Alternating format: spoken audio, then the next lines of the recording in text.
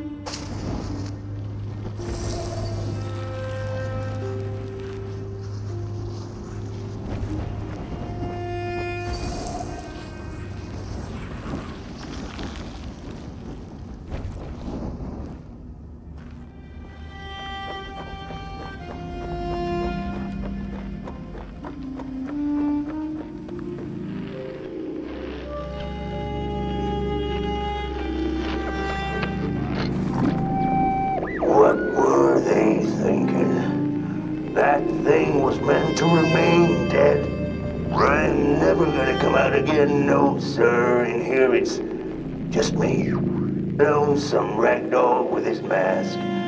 Alone in that peace. They burn it all away, and for what? Shine a little light on things? I can see just fine in the dark. In the dark, I can see everything clear as day. What were they thinking?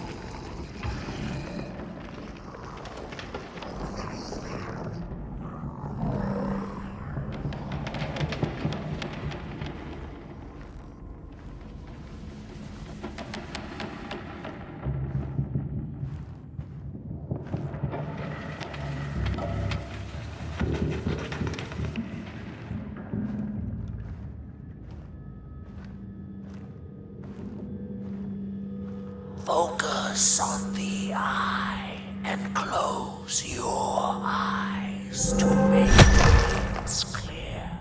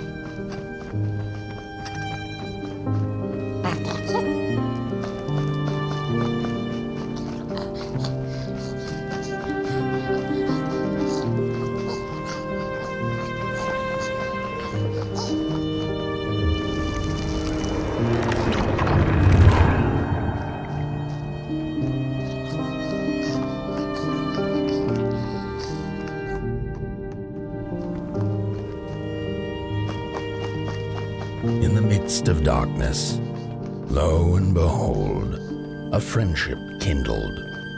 The fire that spread with it seemed so small against the vast night sky, small and flickering, but defiant.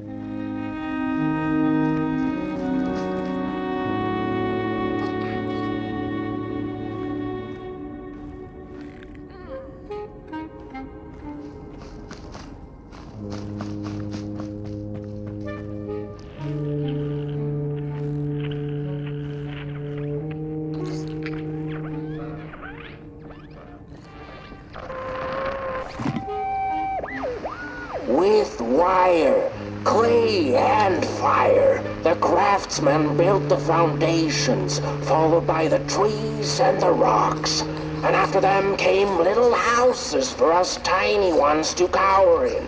For existence was so big, so vast, that without a roof above one's head, one could have fallen straight into the skies. And yet, with all that stuff, they didn't know what to do with us. So I reckon that's why they built the Midnight Walk. For us to wander, for lack of reason.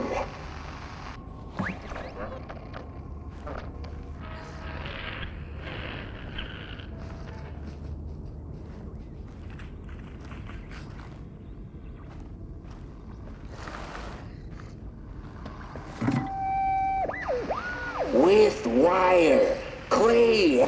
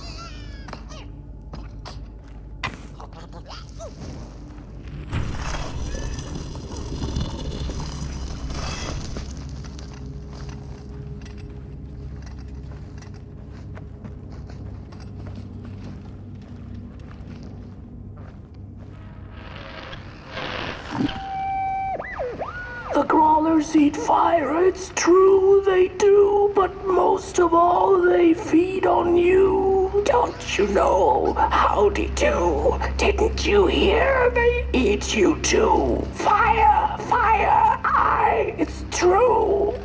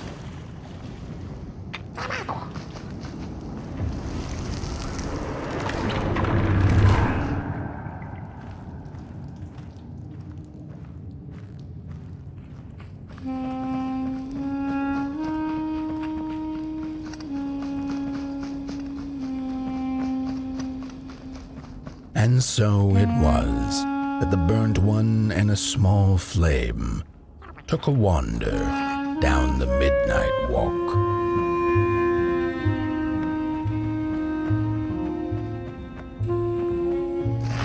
In the closing nights of this era, a wandering flame.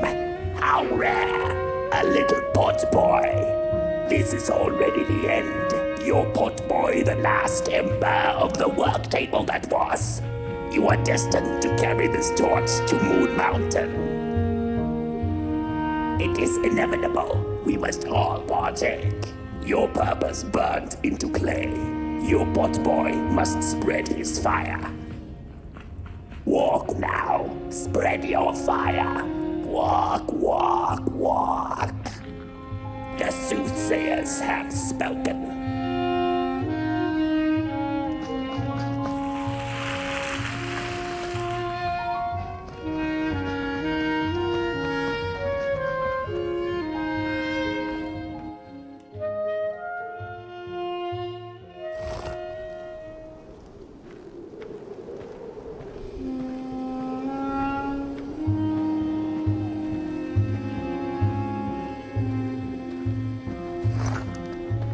Whether they held or lacked reason, it didn't matter. When times were dark and winds blew cold, there wasn't much left to do, and it was quite enough to simply put one foot in front of the other.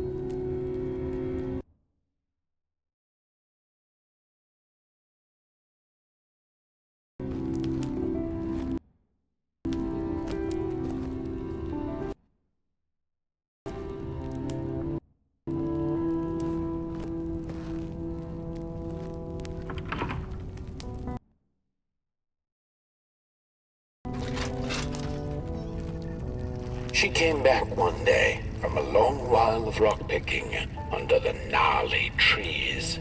Usually the Merkel had been fond of fall and the refreshing cool of winter, but this time it had been much too long for her taste. Even the sun seemed tired, and she had all the rocks she needed, so she decided to treat herself to a long nap.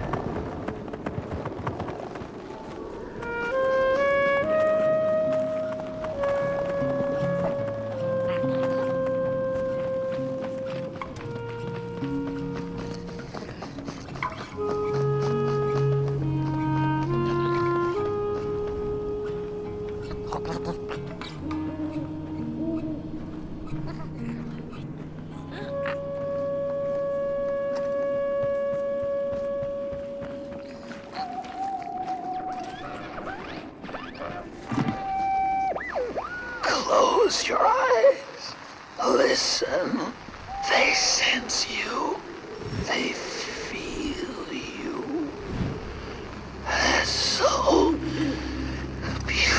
hope.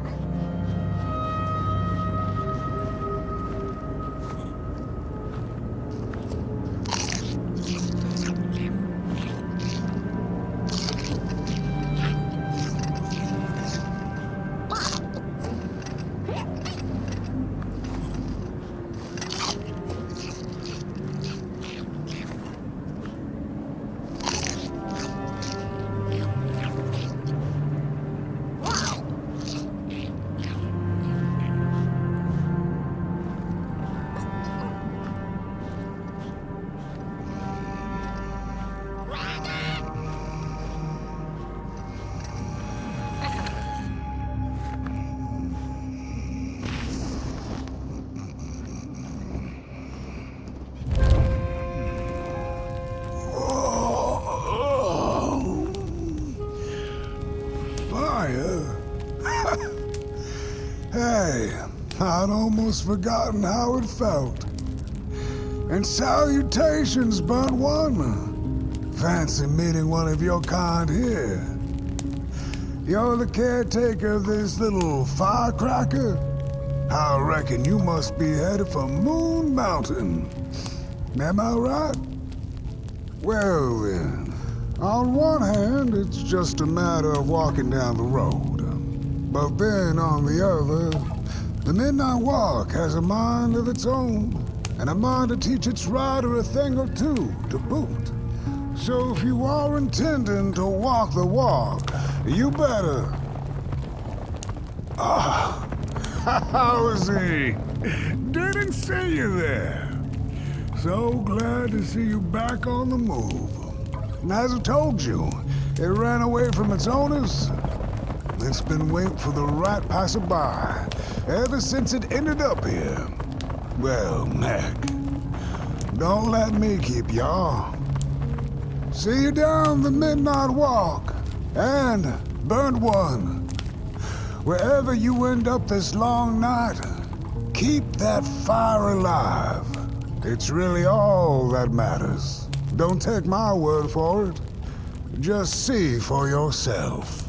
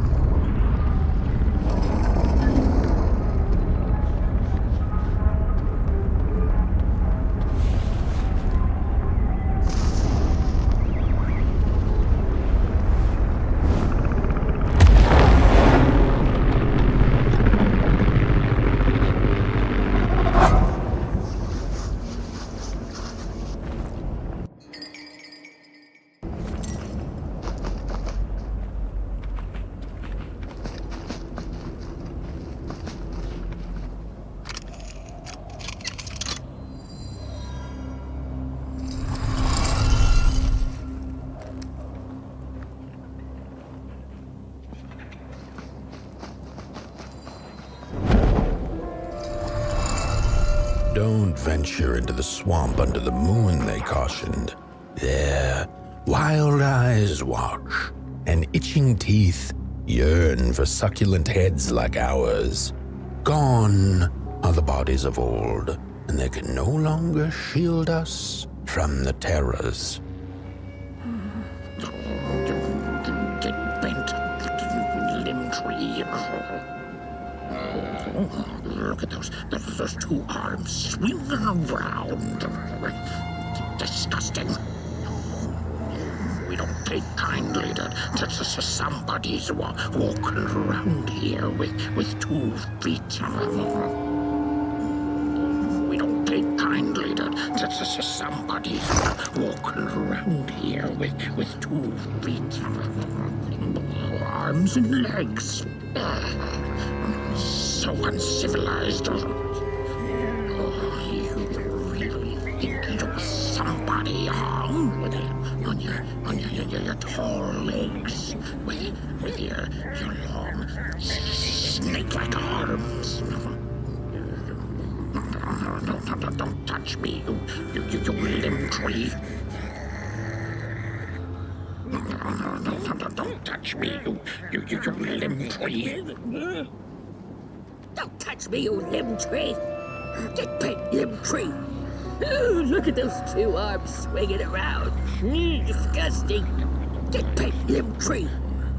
Ooh, look at those 2 arms swinging around. Disgusting.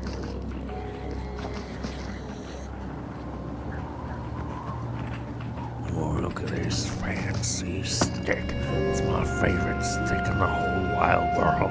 It's the best one in my collection. I got no better No, my stick! Give it back! No! Oh, my stick! My favorite stick! Oh.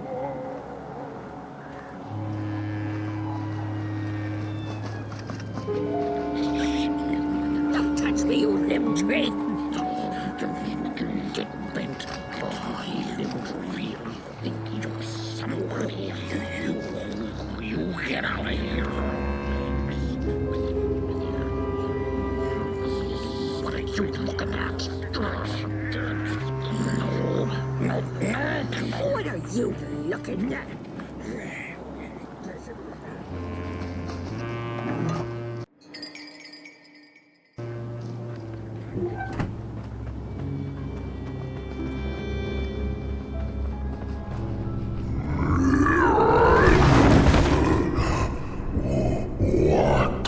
What is this?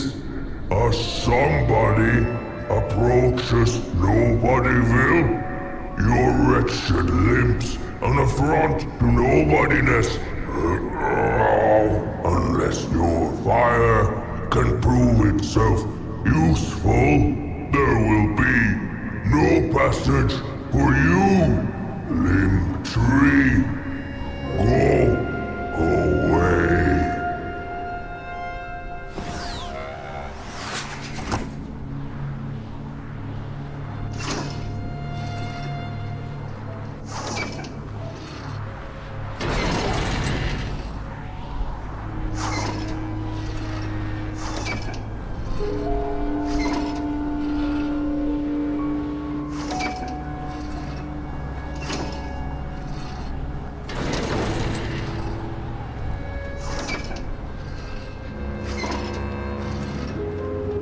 If you like them all, then maybe.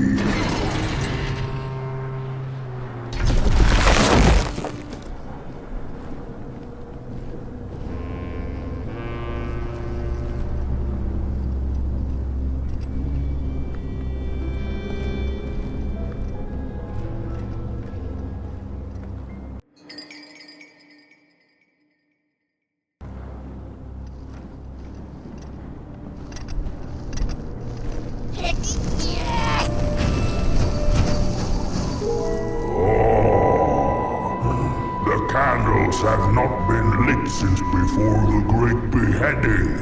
Now fire is back. Maybe fire can help us with our Molgrim problem. The headmaster will decide. Enter, then.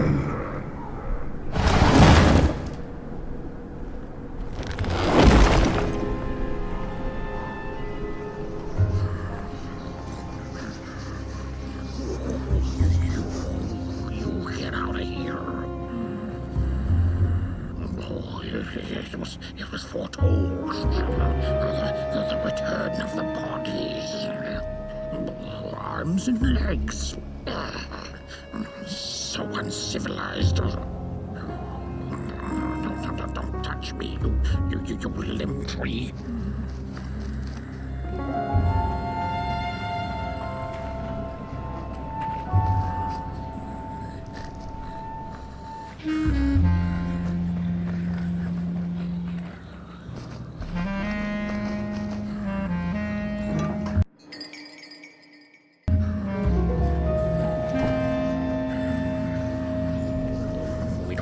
Kindly to somebody's walking around arms and legs. So uncivilized. Look at those two arms swinging around. Disgusting.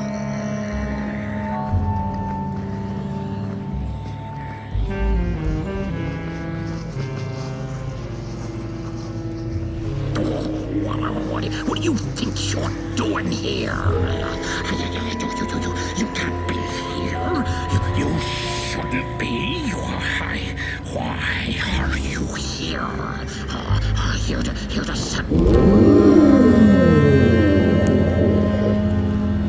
True fire. We nobodies haven't been graced by its warmth since the bodies were banished. They used fire for war. Yes. Now once more, the somebody disturbs our peace and sets fire on things with its tiny fire devil. You must leave at once. Leave or face our...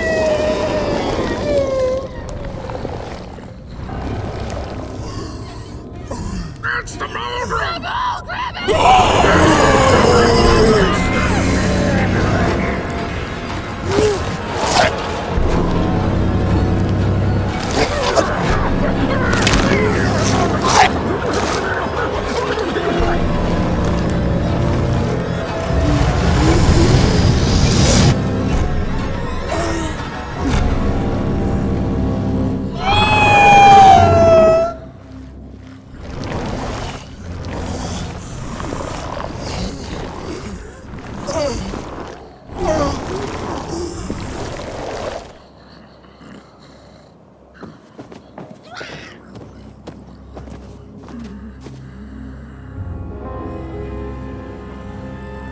I guess I'm the headmaster now.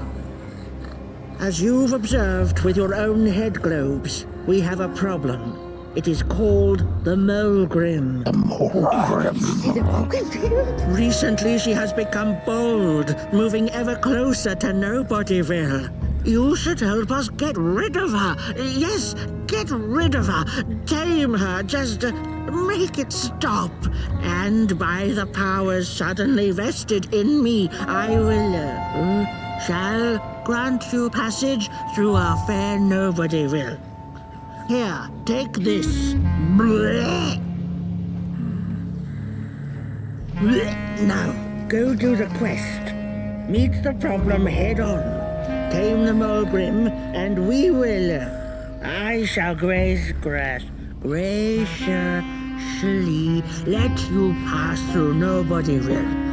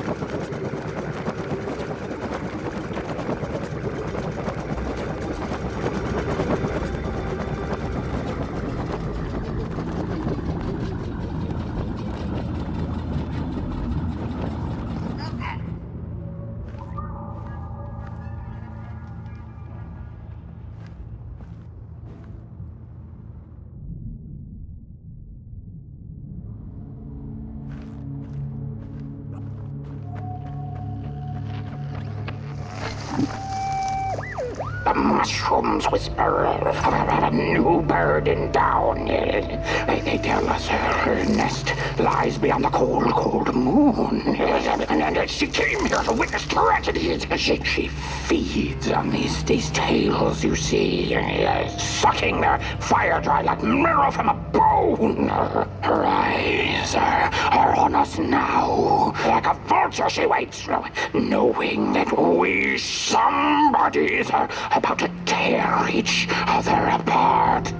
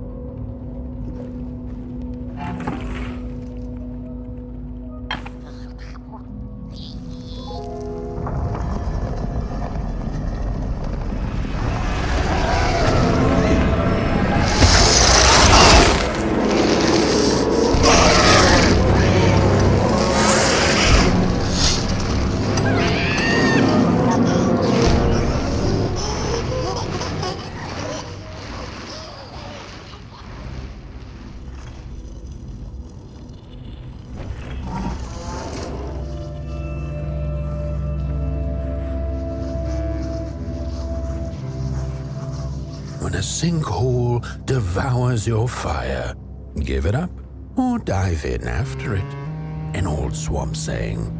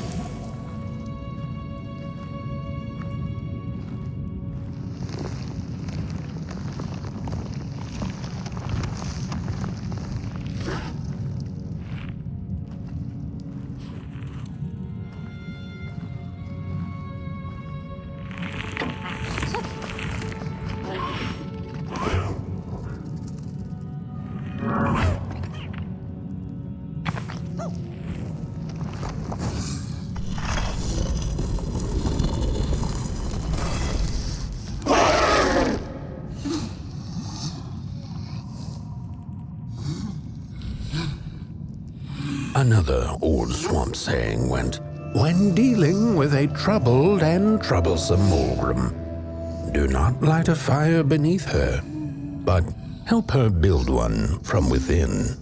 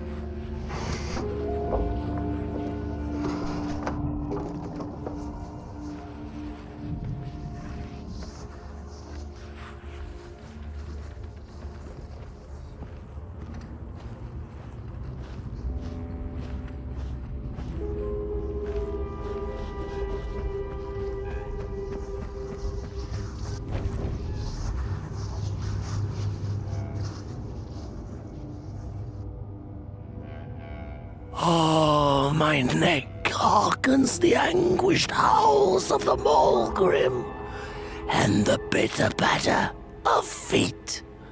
A somebody and its flame, albeit a small one. 'Tis enough, perhaps. The Molgrim's precious shards, they must be returned to her lair, to her cauldron. Only then may the cleansing fire burn.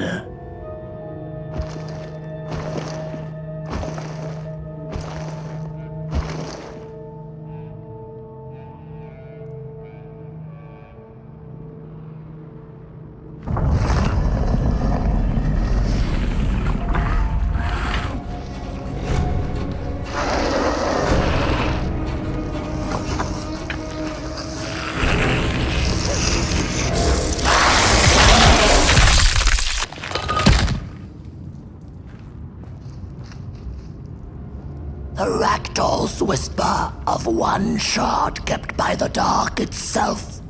Another was stolen by the greedy moonbird up in the hilltops. The last one, perhaps the cowardly head knows. The heads betrayed us bodies, but not before we had betrayed ourselves. Fire in fist. The shards of fire. They must be restored to the cave.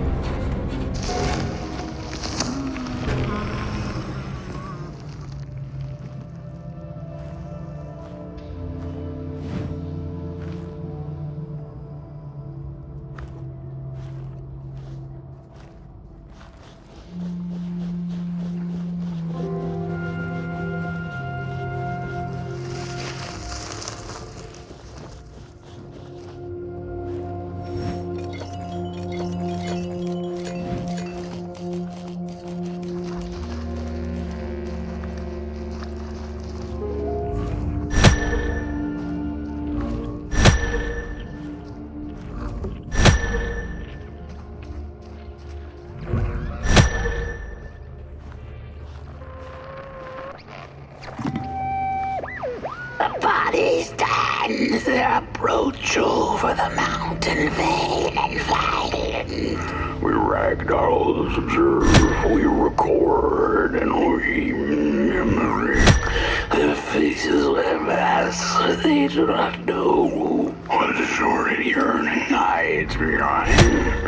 His hands will tell. We put on a mask, we perform, and we put on a show.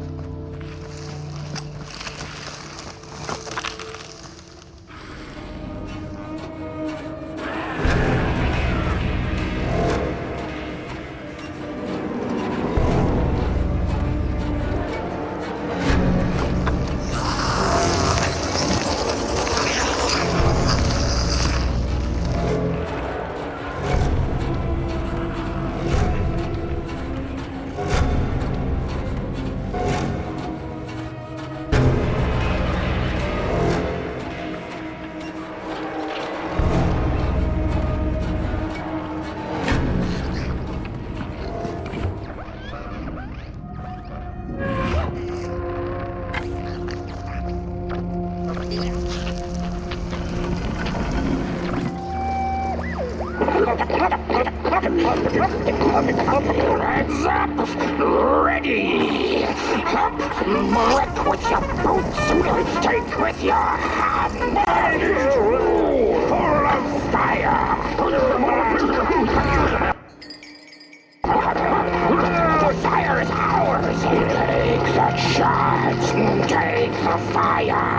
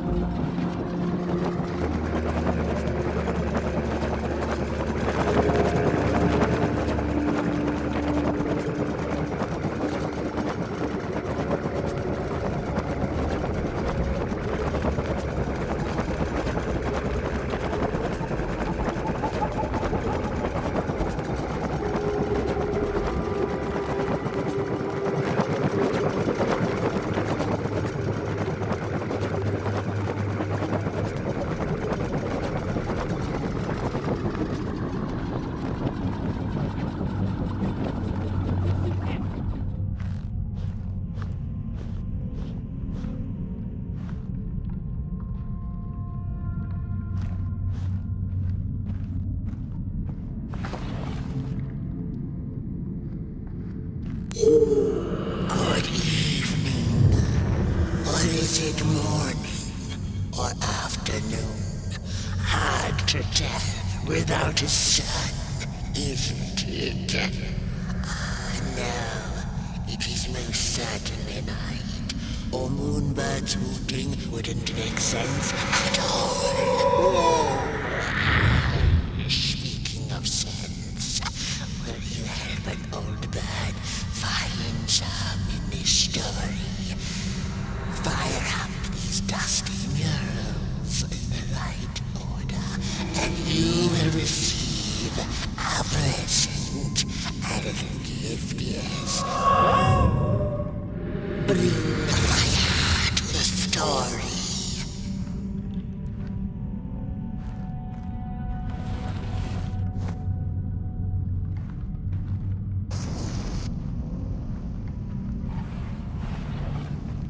Once upon a time, the Molgrims lived in peace.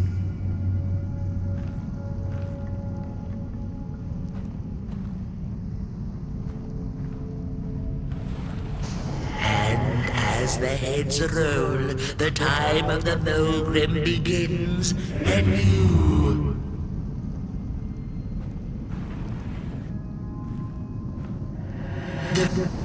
The valley was taken, but then began the battle of the bodies. Intriguing. Peace ended when the violent sun bodies invaded the valley.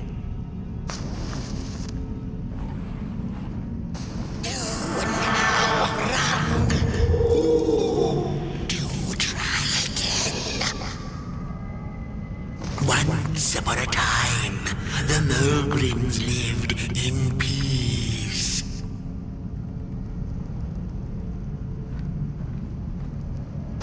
Peace ended when the violent sun bodies invaded the valley. The valley was taken, but then began the battle of the bodies. Intriguing.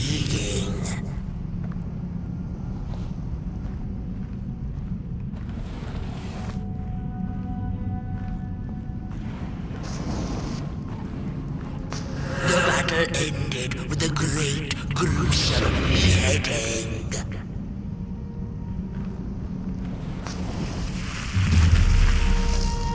For time immemorial, the Molgrims had lived in the valley in peace, sharing good eatings and howlings around their fire, which they had inherited from the skies.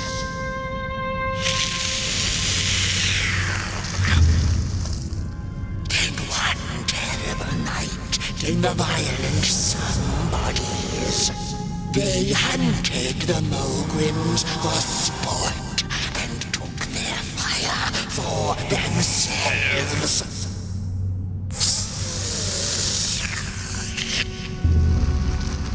But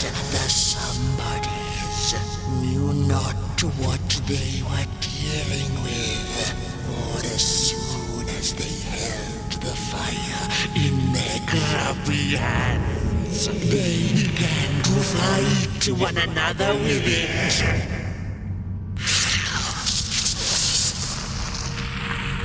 To save themselves from themselves, the cunning heads turned on their bodies and organized a great building. And so it was that some bodies became nobodies, and the bodies were exiled. A time of peace would ensue, or so the headlings thought.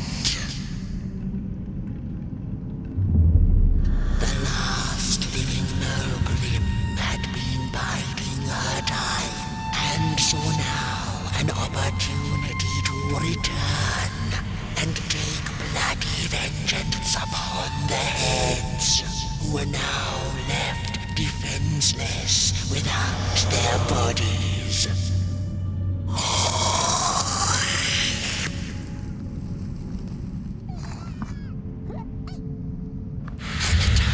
Of the Molgrim begins anew. A storied meal indeed. Moonbird thanks you for feeding her and proudly upholds the promise. A gift. A shard from the Molgrim's own cauldron. It looked so shiny in the moonlight. Moonbird simply had to take it.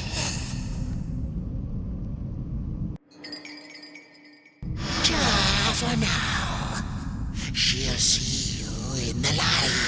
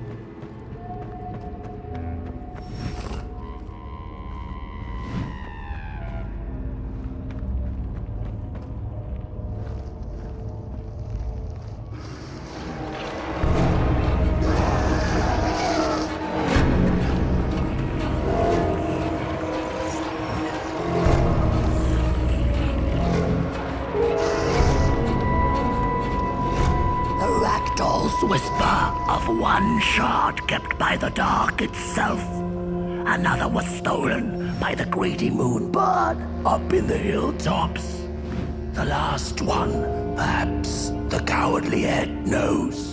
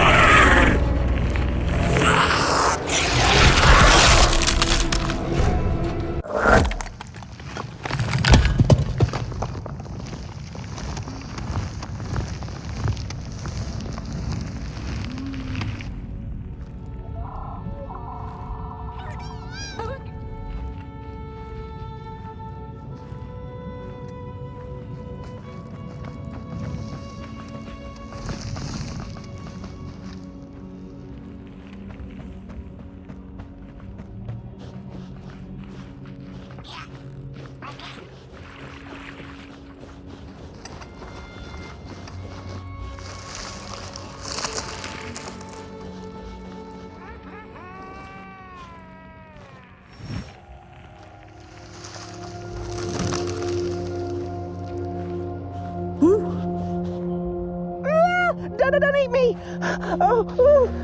Well, if you're not gonna gobble me up, then can you maybe take me away from here? Please? Somewhere closer to Nobodyville and away from here. Get me out of this neck hole, please. I'm begging you on my bare chin, and I'll pay you for the effort. Handsomely with a beautiful shard from the Molgrim's cauldron.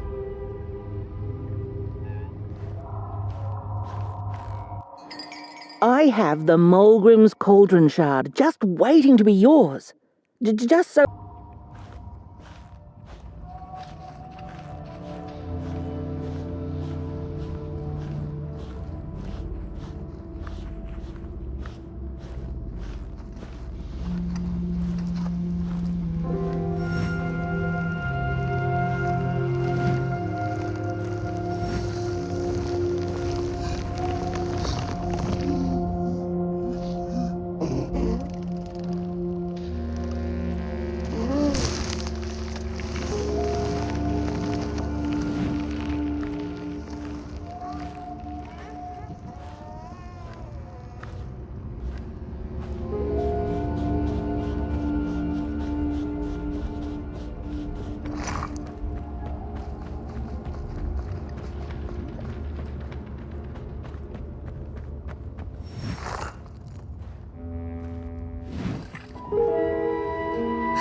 Thanks for saving my neck, and I think I have a reward for you, a real treasure.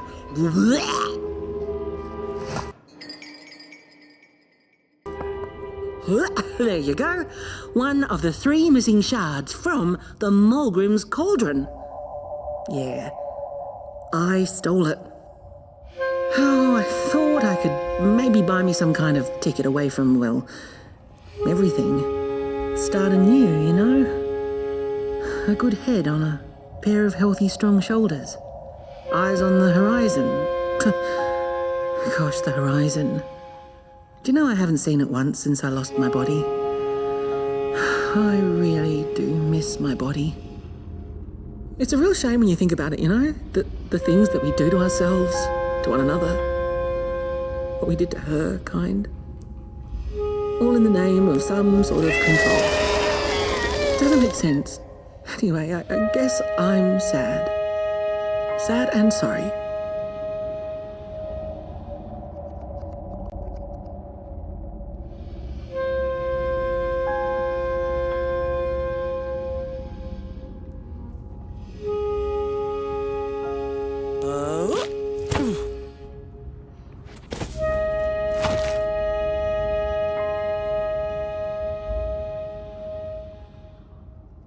Hey, thanks. You're a great listener. You know that? Just take care of that shard now. Maybe put it back where it belongs and... yeah. Goodbye. The ragdoll's whisper of one shard kept by the dark itself. Another was stolen by the greedy moonbird up in the hilltops. The last one, perhaps the cowardly It's easy to lose one's head when everything you love is either gone, broken, or dead. Yet another forgotten swamp saying.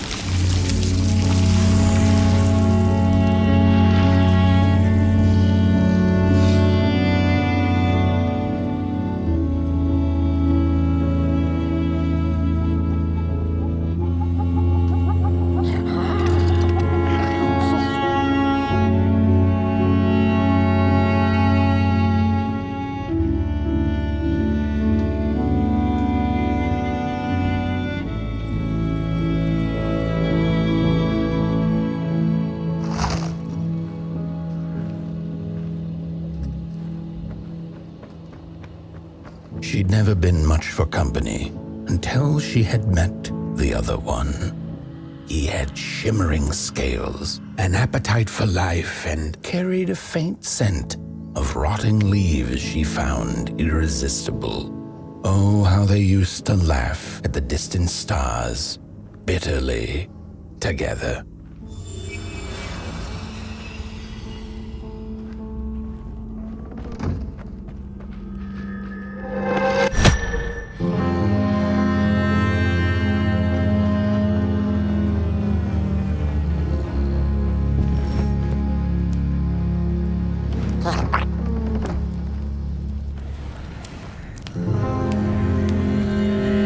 The howls of the Molgrim have gone with the wind, and our headaches settled into gentle throbbing. Thank you, somebody, for you have not only graciously saved our necks, but also demonstrated the value of brain mass and heart blob working together. Could it be time for the bodies to return? We must convene on this matter, and you and your wandering flame must now leave through our gates and keep on walking the Midnight Walk to Moon Mountain. Moon Mountain! Here you go, somebody. This key will open the town gates. The mountain once again beckons, and the call is answered. Fare thee well, and take good care of your flame. The dark itself is hungry. Headmaster, me of the bunkers, the bodies, but I don't trust you. The flesh twigs. Last time I saw my body, I was sawing myself out of it.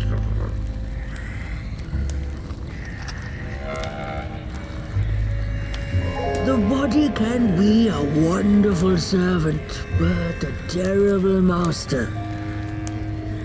I don't know if I'm ready to be a somebody again. How will I ever forgive my body? How will I ever forgive my body?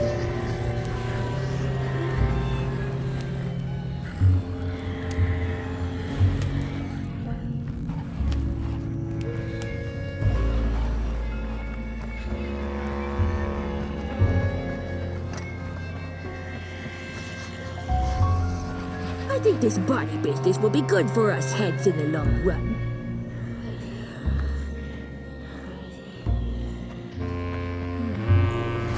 Bodies might be returning. You gotta be a somebody before you can become nobody.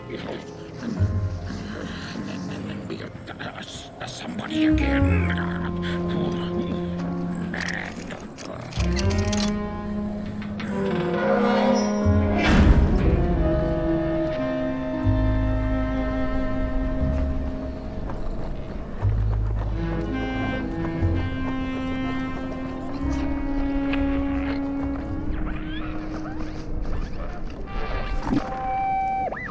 I've had enough.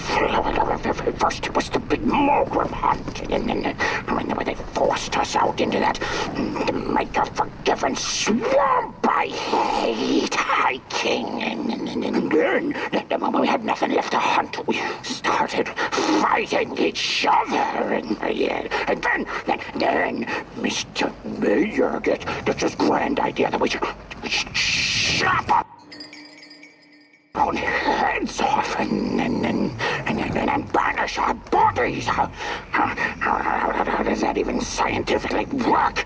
I've had enough of civilization.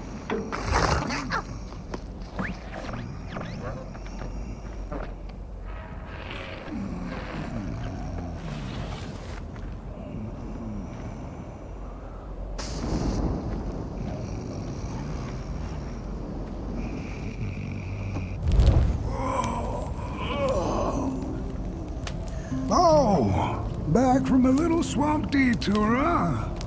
Hope the heads didn't give you too much trouble. At least your head looks attached to its shoulders and your friend's is, well, burning. So do not despair. Should you once again lose your way along the Midnight Walk, you're probably meant to. The body can be a terrible master, but a wonderful servant.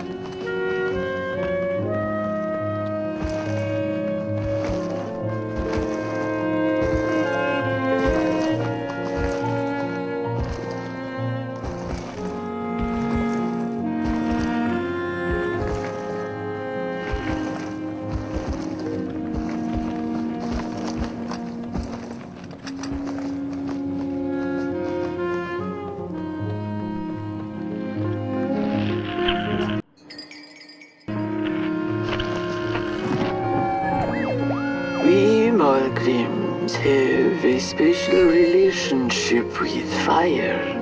We do not cook over it. We do not shed tales around it. We care not for its warmth. Ours is a different connection entirely. Fire is our window to truth and into the world beyond clay, to which we must return. We are noble beings, bringers of bugs, slime, and mushrooms to help decompose the old and to bring about the new. We are the caretakers of this world, and woe be to those who seek to end us. For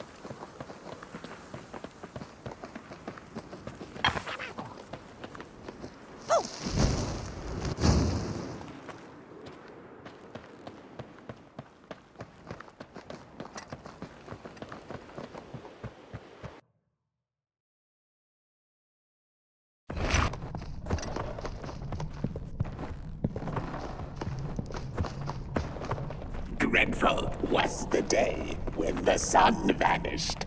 The waters dried up, birds went quiet, and the dark itself seeped unchecked into the work table as the cold, chewed paper moon rose over the mountain.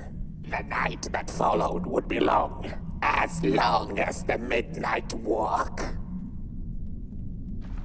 The burnt one was there. You do not remember, but you feel it, don't you? You are reborn when need arises.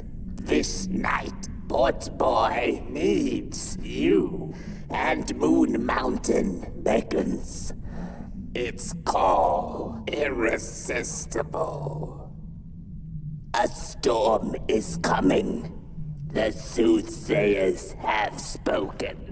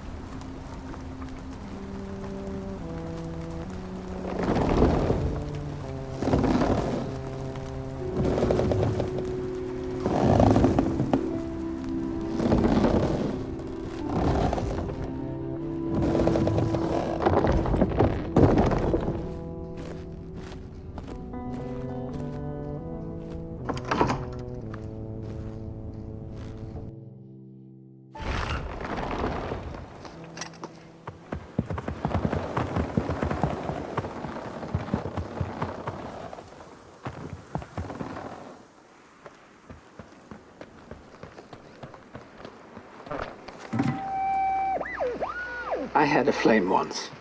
It was beautiful and bright. Spread its light, brought me and my neighbors warmth.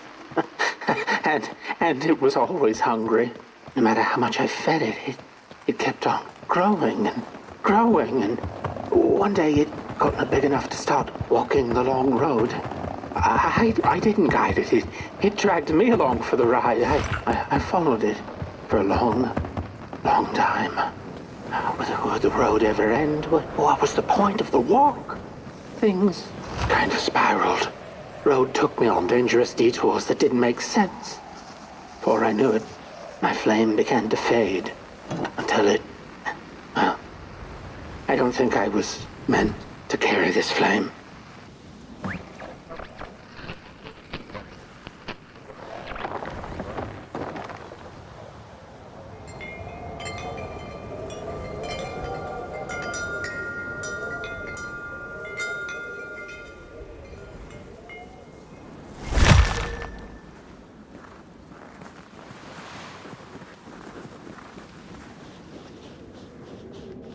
There once was a freezing cat who was looking for shelter when she came across a dark cave. "Step into my abode," offered the dark. "It will warm you if you surrender your wants."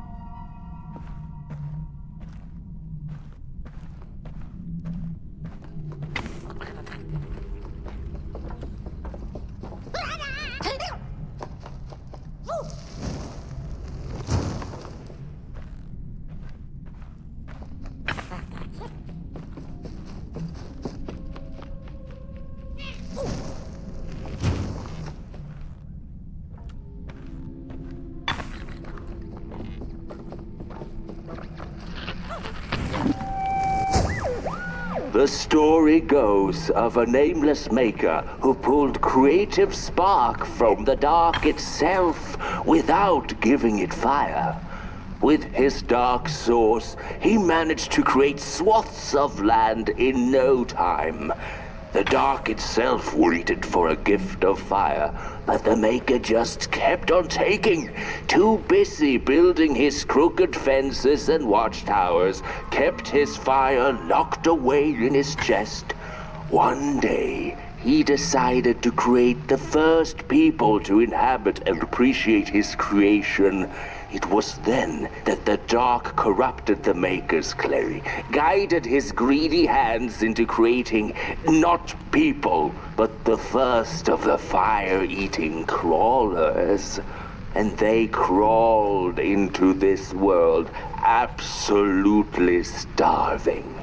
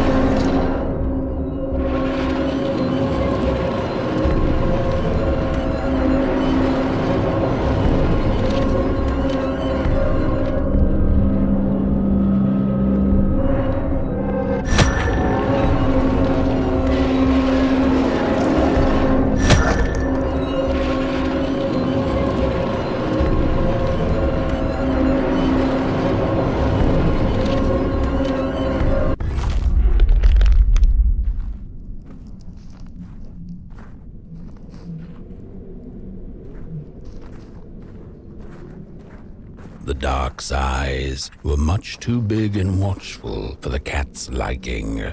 She went on to find warmth somewhere else.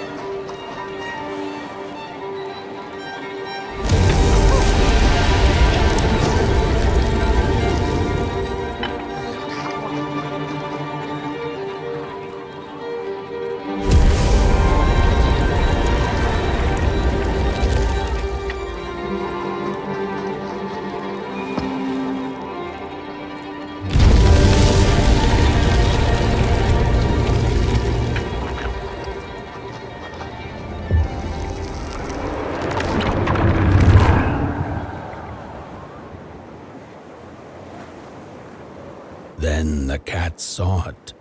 Rooftops piercing the sky. Approaching the town, she was greeted by a crone. Come, kitty, kitty, you must be tired. Sit in my lap. Share your soft fur, and I shall warm you for a spell.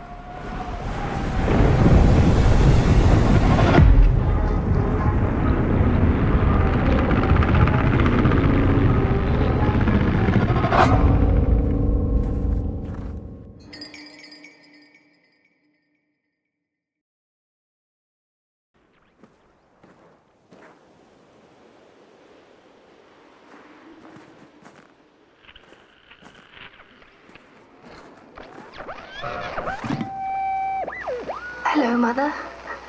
The well said to give it a match, so you and I could talk again. I hope this works, because that was my last one, and well, it's cold now. But it doesn't matter. We can finally talk after everything. So, how are you? Do they have fire where you are? Not the hellish kind, I hope. Is Father there too? I think you should talk to him again. I know it doesn't seem like it, but I know he loves you still. I love you. Still. I can't feel my hands. I can't feel anything.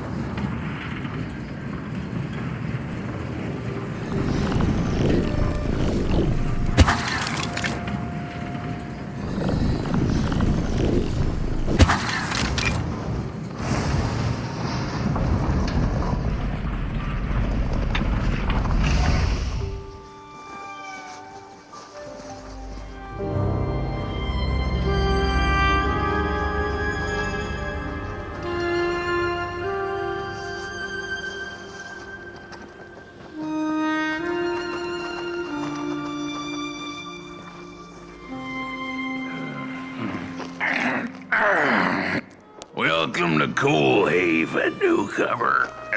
Good to see a flame in these parts again. I'll be your guide tonight. This furnace here used to run on coal and fire, don't you know?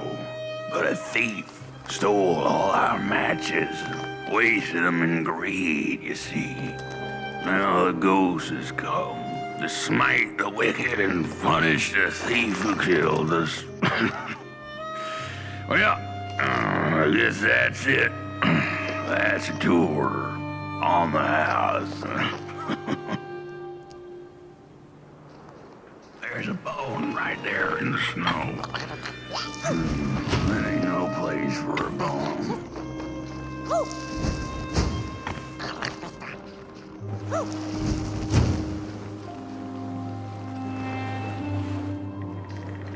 Your flame could bring back warmth to our graves, and may the worms in our bellies dance again.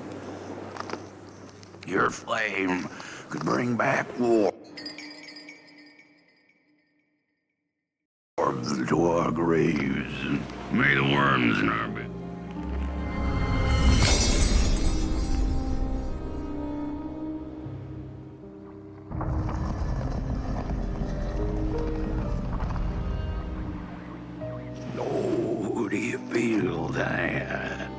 Something's changing. That furnace was the soul of the city. We used to worship it, us coal miners did. Fed it trees and fire like it was a hungry, angry god.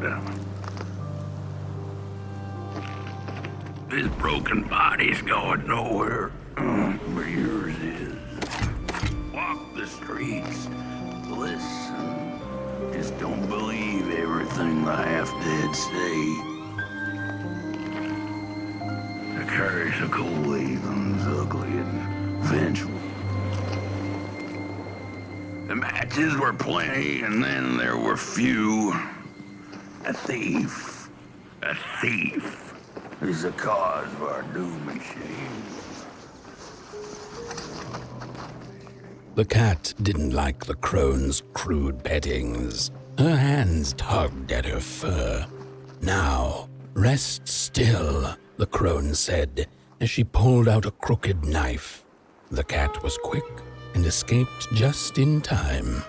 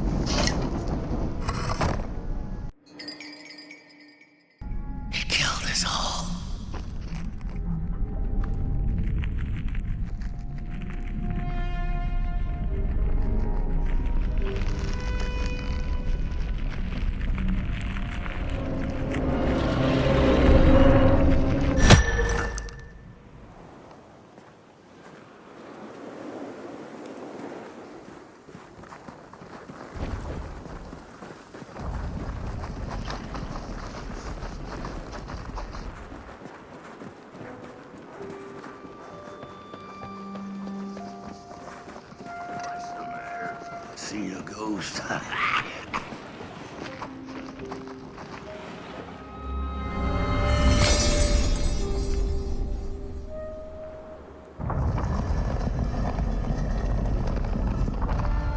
The thief loved the stars. Would have plucked them out of the sky if it were possible. But the dark itself stole her stars, turned the thief's sky as black as a cup of joe. And so the thief began to steal matches and lit them, hundreds of them, like little stars of her own. The crooked path to the house on the hill lies open. Wherever she sought warmth, it had a price. The miners needed the cat to get rid of the rats, and the vicar wanted her protection from bad luck. Bony hands reached out from all around her, trying to grab her. The burnt matches lead to the house. Brothers and sisters, hunt down the thief. The matches. Follow the burnt matches. Follow the matches. What did we do? Brothers and sisters, hunt down the thief. The matches. And then for what they did. The trail of burnt matches. It leads to the house on the hill.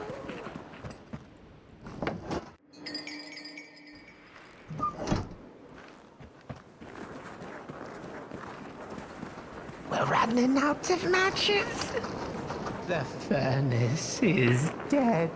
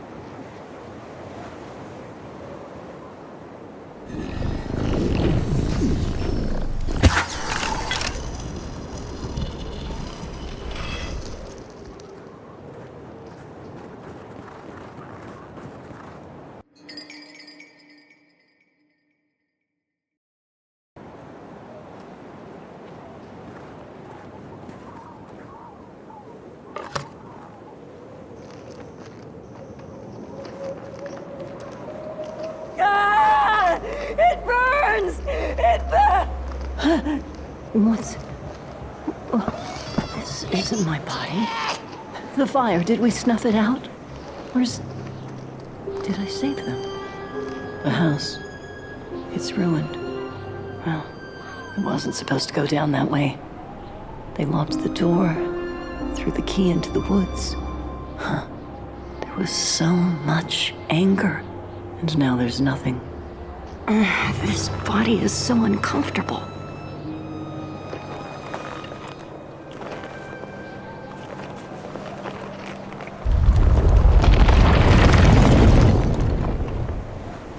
While I was in the black, I had a dream.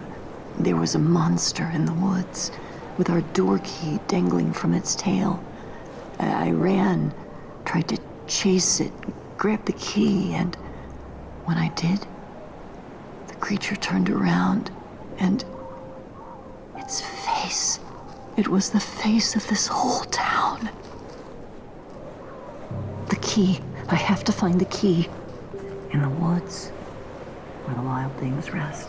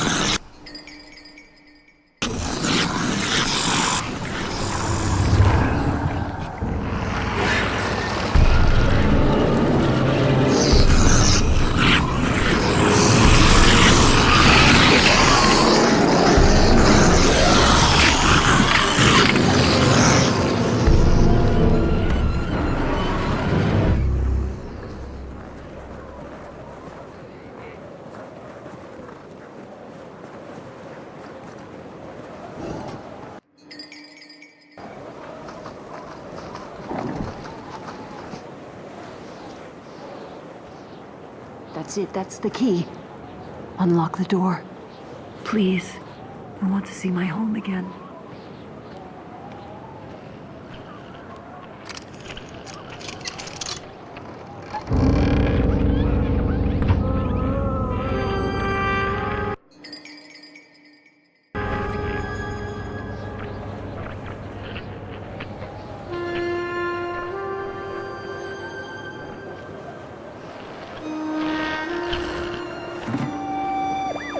Furnace is getting weak. Council says we're running out of matches. We'll have to harvest more trees then. I don't like it. Losing the forest like this. Not like we have a choice. The cat felt as if the walls around her were growing taller, the alleyways narrowing. Turning a corner, she bumped into a girl sitting in the snow. In her bony little hands, a lit match. "What do you think of my star?" the girl asked. "Isn't it pretty?"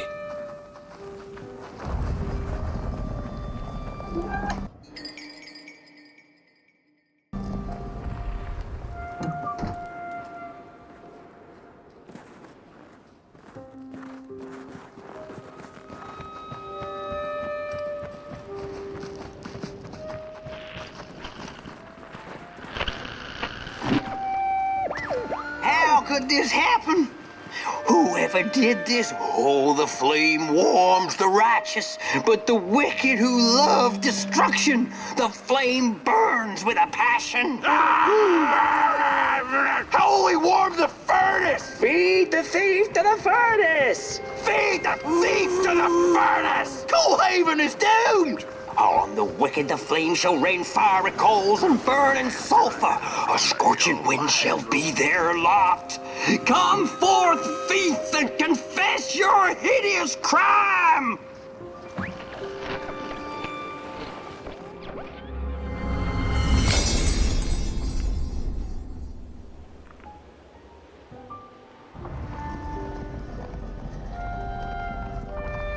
With no matches left, we couldn't light the furnace.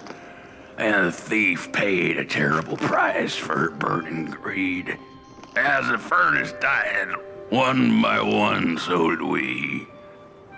But before we perished, the dark itself moved into our hollow husk. Turned us cold and wicked. If I had a heart, I'd feel great shame for what we did. I'd feel great shame for what we did. The old man feels it too. Should have been long dead with the rest. He just wasn't ready to go. At least he has a reason for sticking around. This just him. The little bird whispered that the old man wants his song back. Now what the heck does that mean? Am I right?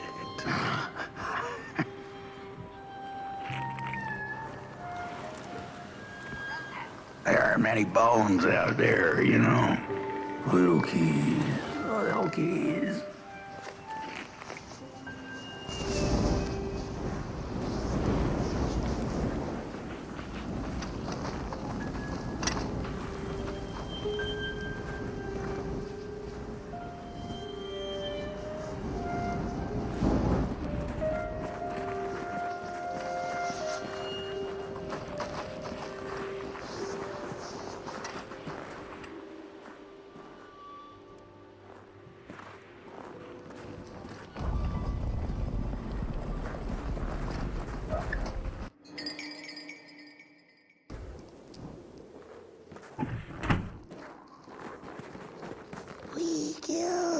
The old man is the one left.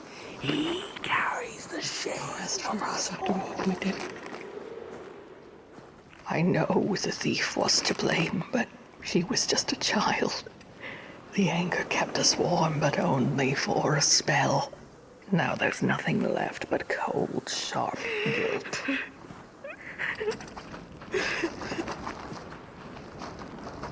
Shame. The furnace died, so we had nothing left but justice. Sweet justice.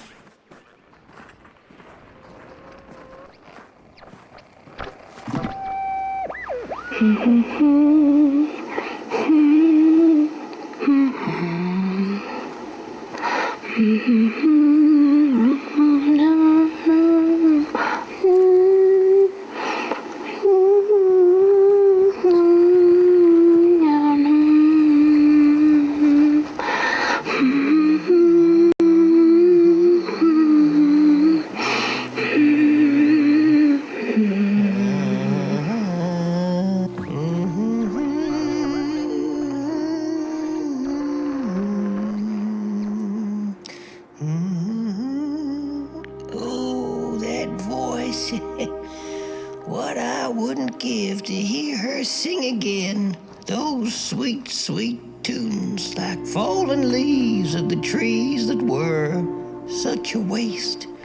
Such a shame. I wish I could hear her sing again.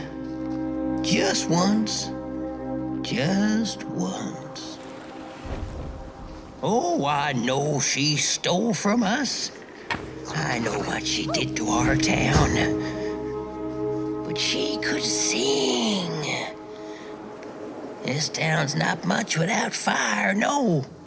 But it's even less without song. If I could just hear that lullaby one last time, I know I'd be able to move on.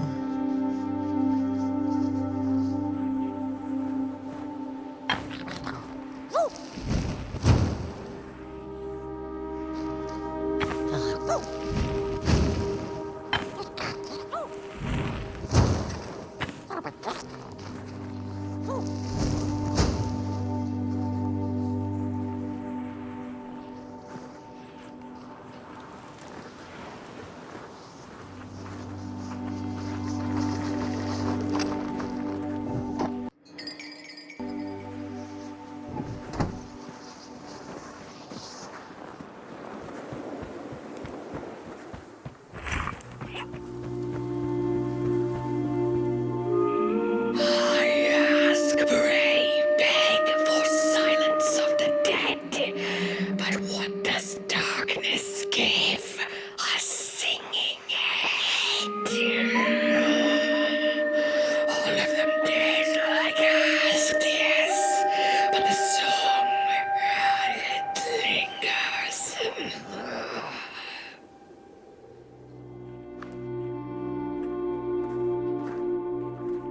No dance, I ask, no singing, no way. No nasty gold-digging persons, I pray. Darkness listens, in moves eyes. No more villagers, very nice. But that song, it lingers. You are just like that thief who took every match, searched every nook, cranny, and hatch, and ended up with nothing but grief. It's still singing. It brings me woe.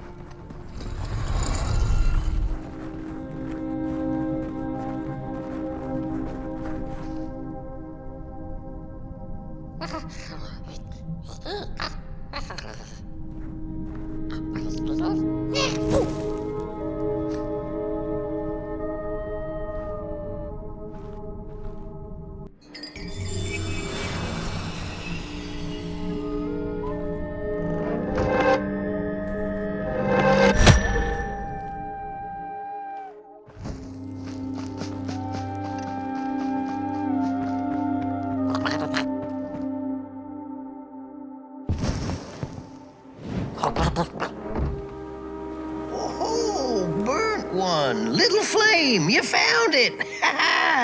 Does it still keep our song? Fire will tell.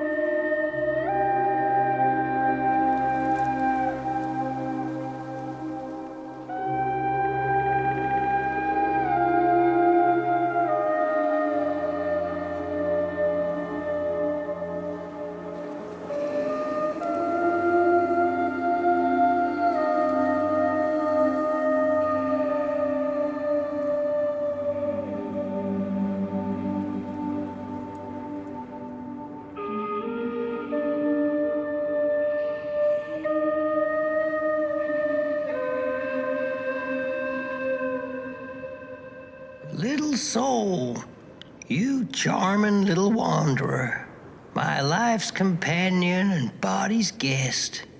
Where are you off to now?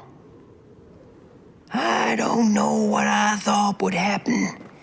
I feel a strange warmth, but just as coal runs deep in the earth, so is the shame a part of me, mine alone to bear.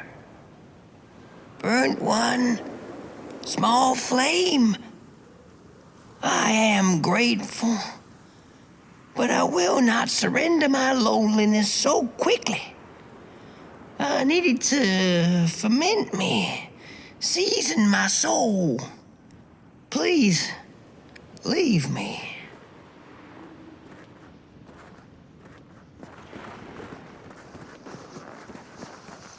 The girl offered her burning match, her last star, but the cat could tell she needed it all for herself. Grateful for her unconditional kindness, the cat left her to her ghosts. Your flame could bring back warmth to our graves and may the worms in our belly.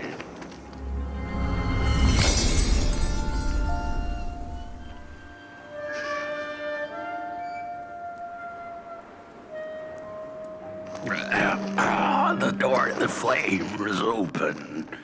It's already there. You just haven't lit it yet. Now, if you don't mind, a little spark. And just maybe we'll be able to die for real this time. In life, I didn't mind a little loneliness, but this is the worst. The furnace longs to burn once more.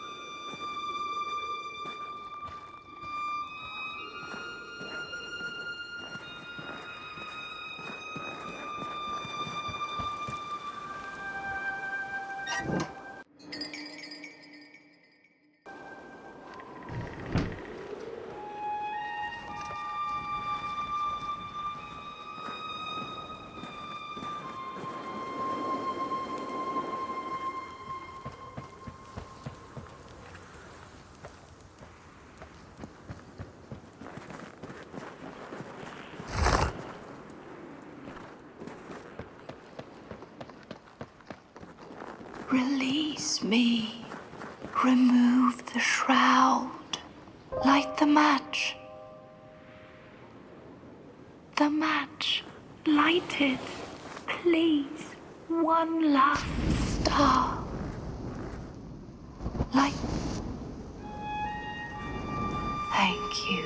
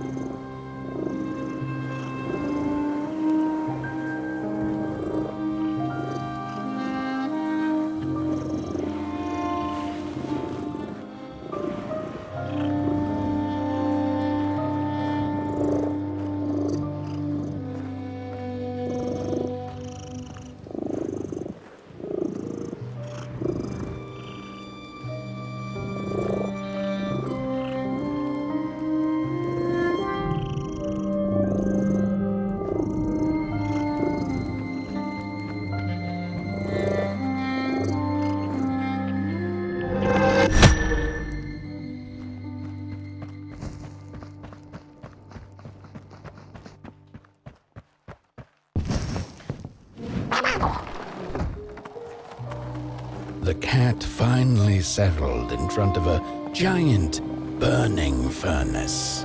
In its bright flames, she could glimpse a dark future. This did not matter to her, for now she was eternally warm and at peace.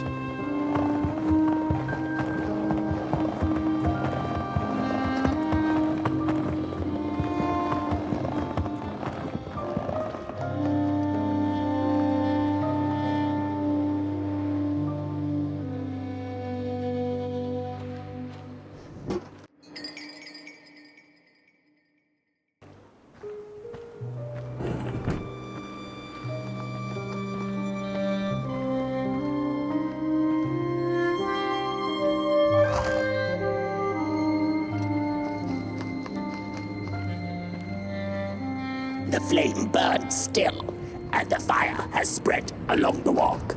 The cold takes its toll, and Potboy's flame flickers. But it is still enough for the climb to Moon Mountain, to light the final fire. The road always leads to Moon Mountain.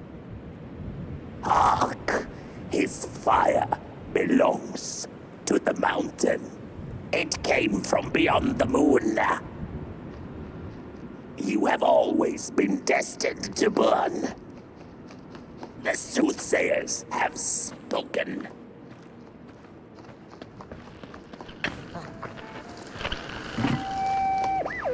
There's a fella who watches over the Midnight Walk, pointy hat and hollow gaze. He's been around longer than you or I.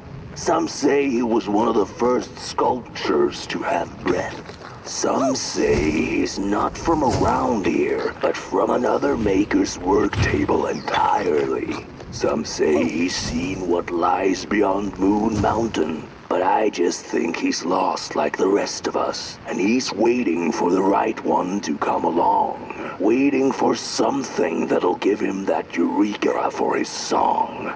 He keeps his banjo by his side, but he never plays it. Strange, but he's in no hurry. He's got all the time in the world.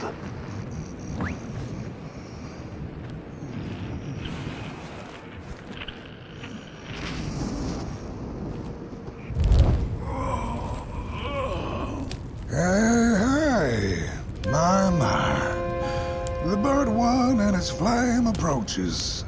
The road's been long, hasn't it? And it just keeps on going, don't it? Why don't you rest here for a spell? Change is in the air. Warm winds coming in from Coalhaven.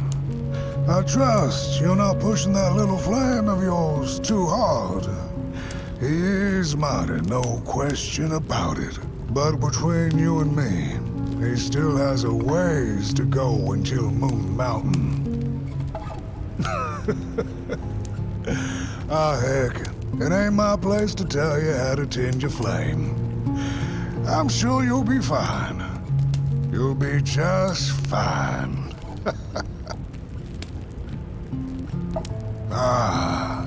To feel at home wherever you walk. How's it?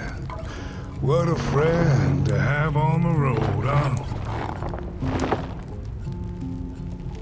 Now, there's an open door invitation, if I've ever seen one. Go on in then. Get some rest. I'll keep watch. Go on in then. Get some rest. I'll keep watch.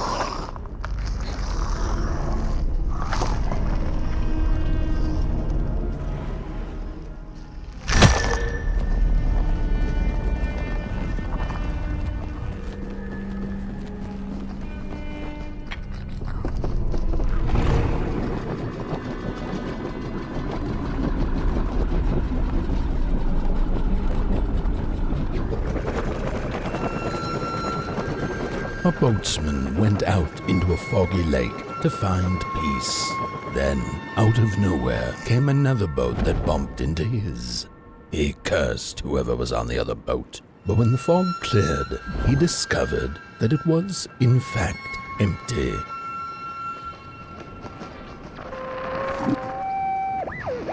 These sarcophagi are molds, rebirthing the bodies of the burnt one. Failure after failure, they keep coming back. They lie dormant, and then they awake at an appropriate time, hearing tones of dark, to perform a task. The taskmaster unknown, doom spelled on the flip side of a coin. Little dolls in a dollhouse made of matches.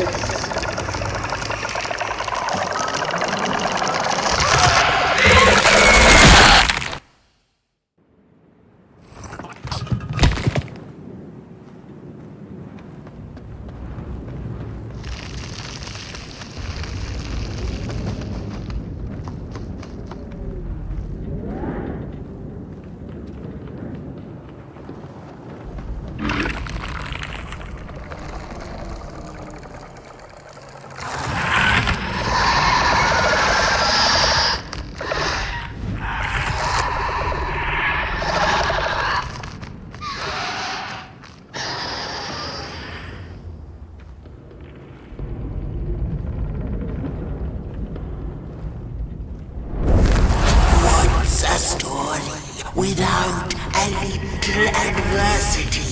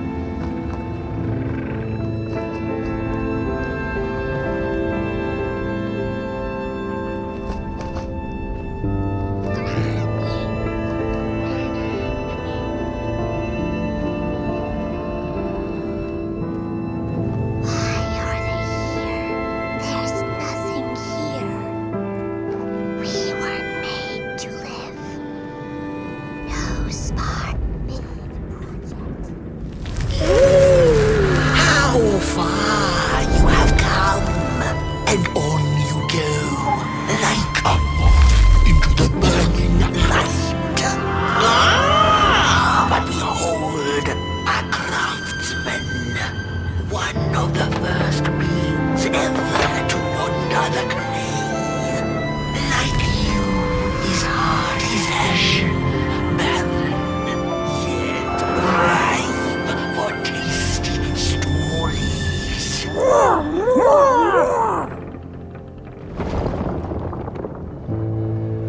By now, you must have learned there can be no tale without spark. No spark, no path. Light the fuse. It will guide the burnt one, and mayhap feed Moonbird. A symbiosis most reasonable, don't you agree?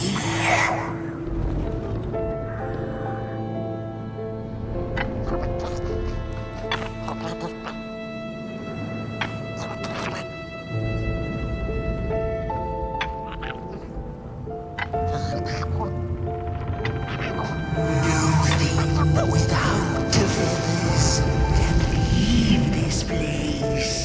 So long as the craftsman laments, lost in his terrible name.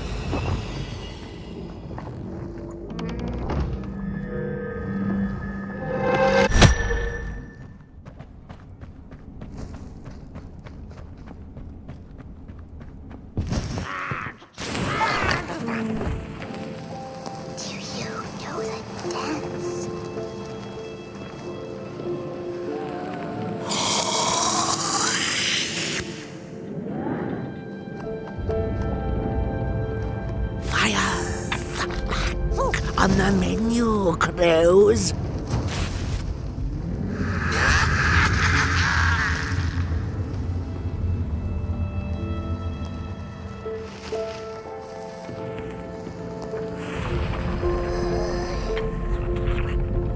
No spark, no path.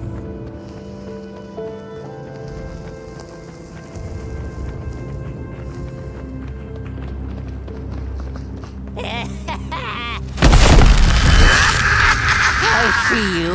Not a crawl closer, Moonbird.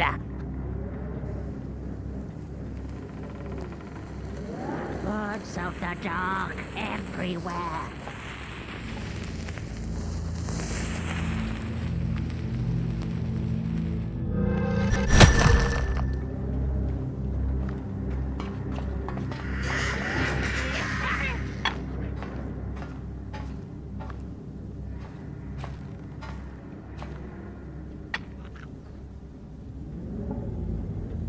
I see you. Not a crawl closer, Moonbird.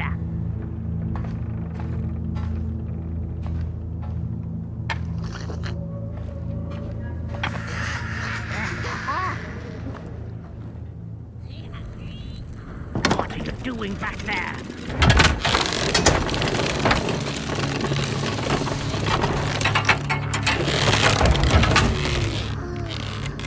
Birds of the dark everywhere. We want to dance. Big project, no spark. on, you greedy shadow.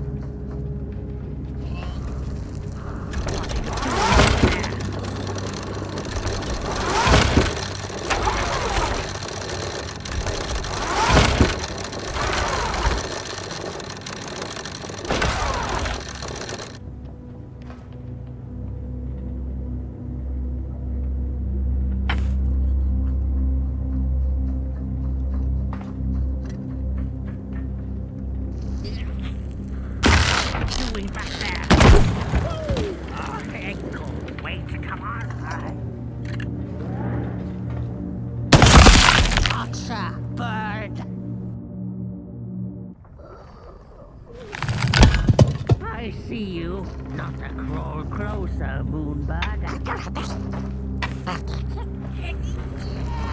What are you tinkering with?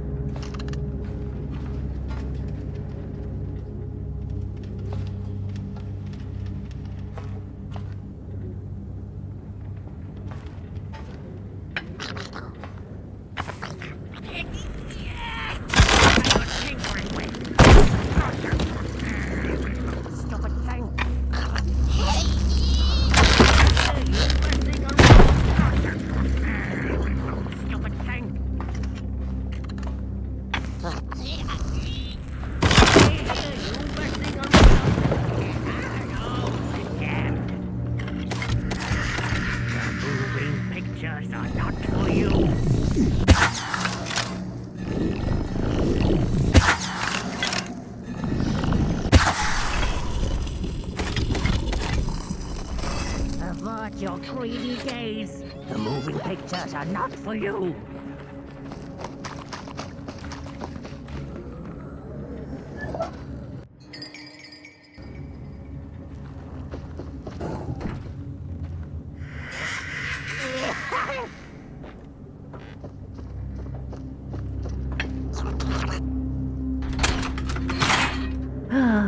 The pictures. They are moving again. Forbidden. It is forbidden. It is forbidden. Hush, no talking in the theater, fools.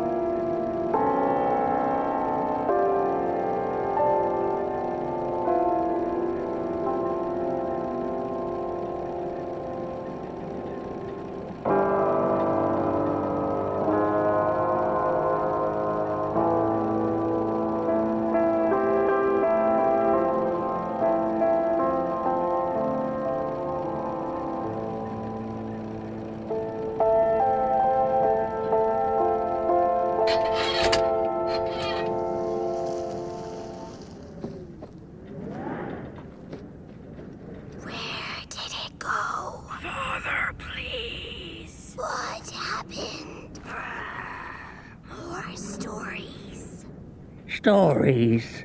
How I cherish them. Real as clay, as palpable as the midnight air. They're all we have left once the dark has taken the last campfire from us. The projectors tell a story of failure. The craftsman projects it onto his creation. He keeps building without love for his craft. He needs to see it.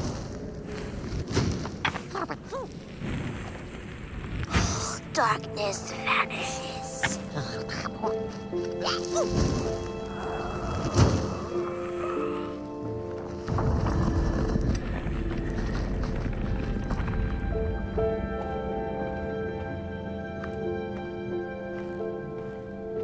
Well, yours might not be a movie I would watch, but a story is a story. There's a special kind of dark pit reserved for those who talk in theaters. Go with your lantern, fire up the forbidden projectors. Keep lighting the fuse burnt one. End the story so yours can go on.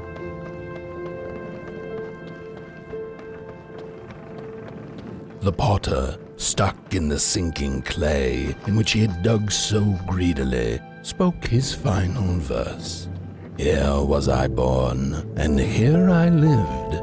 My refuge was the clay, and now the clay has played me false in a most grievous way.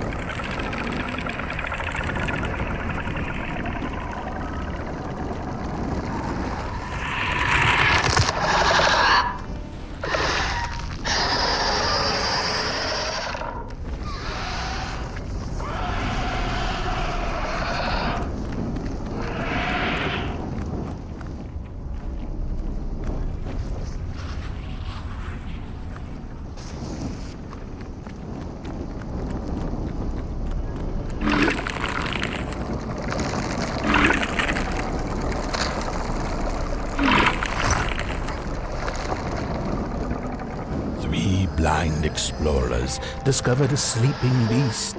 Each of them touched it and described it to one another. Its skin is coarse, said one. No, its ears are big, exclaimed another. The teeth are its most prominent feature, declared the third.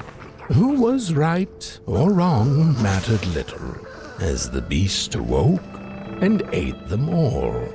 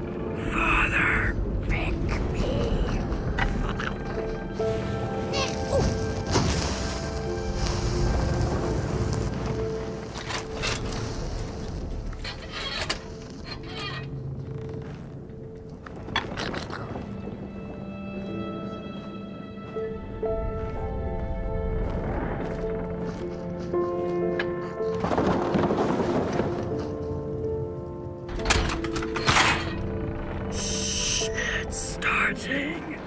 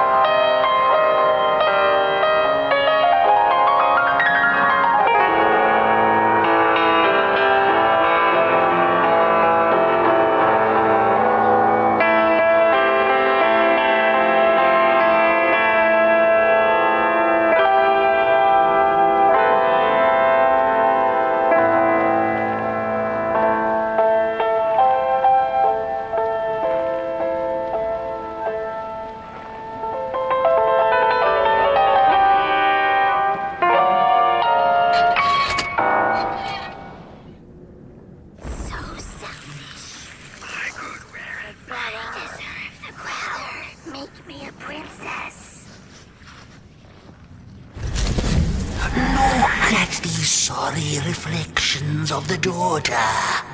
None of them will ever dance. Ever feel the warmth of their maker's heart. They can never be enough.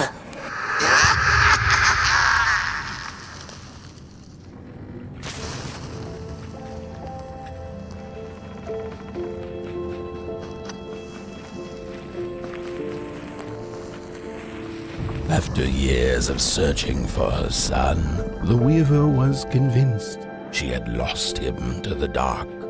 One night, there came a knock upon the door. "It's your son," said a voice. "Please let me in." Thinking this was some cruel spirit come to mock her grief, she remained silent until her son gave up and left, never to return again.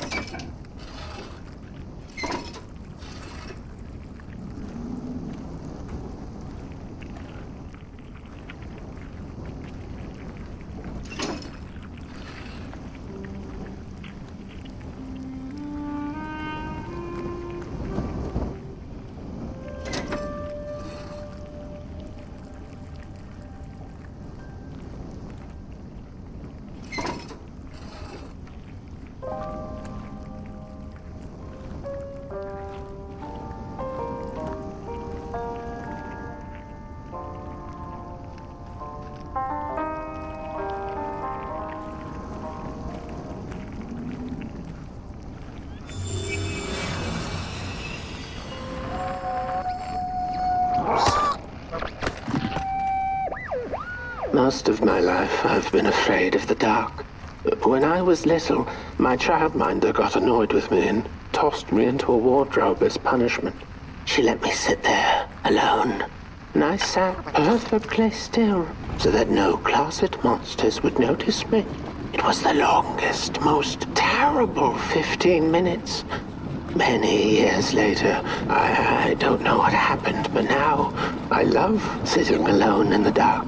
I get into the wardrobe, close the doors, and I sit perfectly still. It's like a void, empty, but not cold, where nothing exists and everything is possible.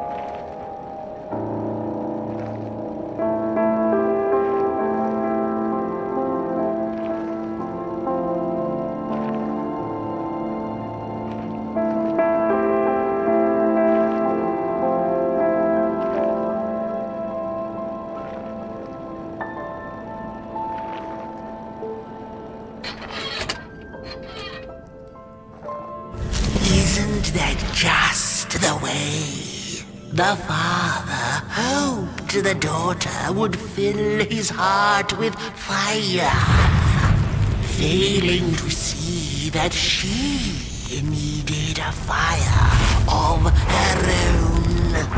His princess danced away, and he stayed behind, cemented in his ancient groove.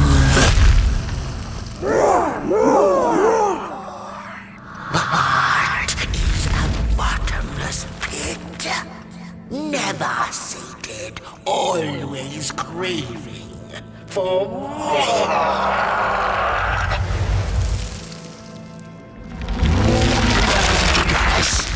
Enough. Keep on walking the Midnight Walk then. Don't run. All the way to your infernal doom. She will be there to gobble up the empty souls.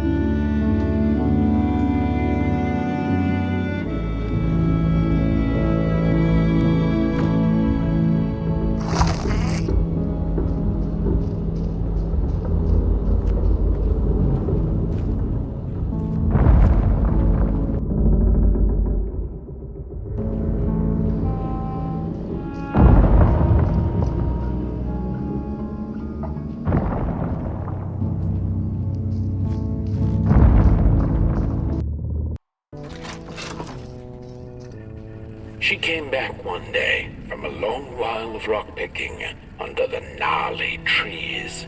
Usually the Merkel had been fond of fall and the refreshing cool of winter, but this time it had been much too long for her taste.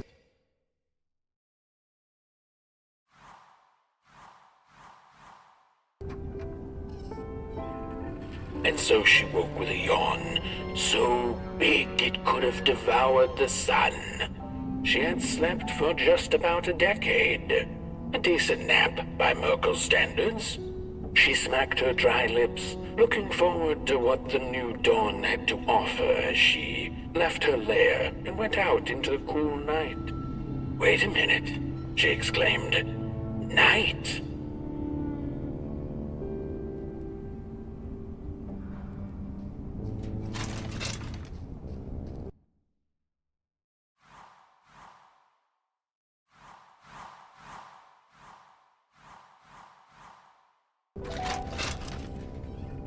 Where was the sun? Where its warm rays should have been there was only the vast night sky, not a star on its face. Well, the Merkel mumbled softly to herself, winter was late, so now the sun must be late too. Proud over her sound logic, she went back to her lair to take a complimentary nap.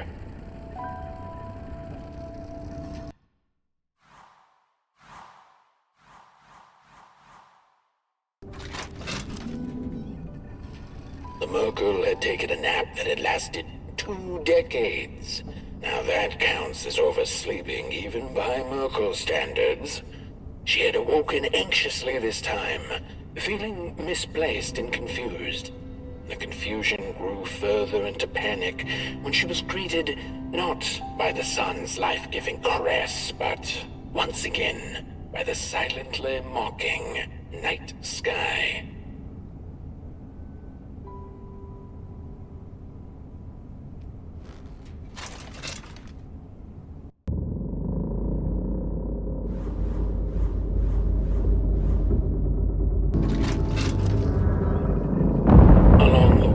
She met the old soul fisher with whom she'd shared many a teacup in her days. Is that the Molgrim I see? Another decade, another teacup, eh? He chuckled, but the Merkel sure wasn't in the mood to discuss teacups. Who took the sun away, soul fisher? Surely it wasn't caught by your hook? After pondering for a good minute, the soul fisher answered, "Well, there have been whispers among the fish and corals about a loathsome, hungry Molgrim roaming the swamps. Perhaps it knows." By the time the soul fisher looked up from under his big hat, the Merkel had already continued down the road.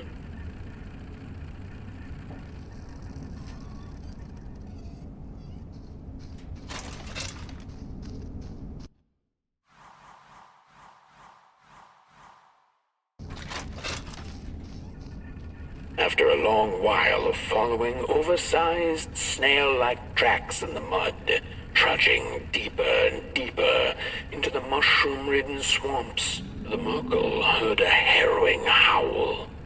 Up on a hill stood a looming figure, dark and still in the quiet of the night. Lo and behold, the Molgrim, she thought to herself in slack-jawed awe.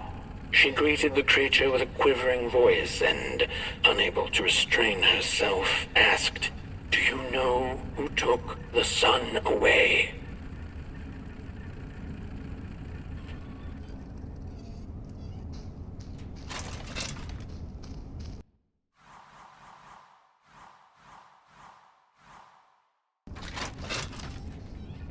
Talking to monsters had never been any Merkel's forte, but this meeting proved spectacularly disastrous. Barely escaping the gnashing teeth of the Molgrim, she managed to escape by jumping into a lake, following its stream away from the swamps.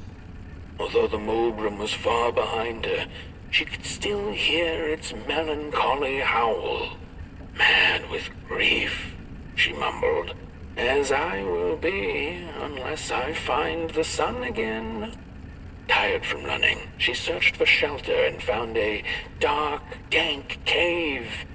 Cozy, even by Merkel's standards.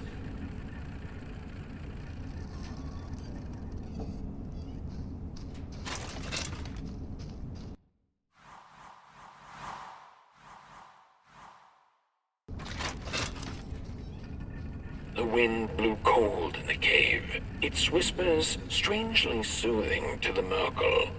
As it turned out, the whispering belonged to a pack of starving crawlers who had begun circling her, their language known only to the dark itself. "What are you searching for, little limb tree?" they sounded in guttural unison. "These are dark days, and your kind does not belong anymore." The Merkel gathered her courage.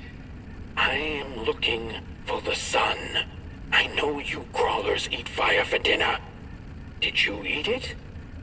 They sniffed her lantern hungrily, and instinctively, she offered its flame to them.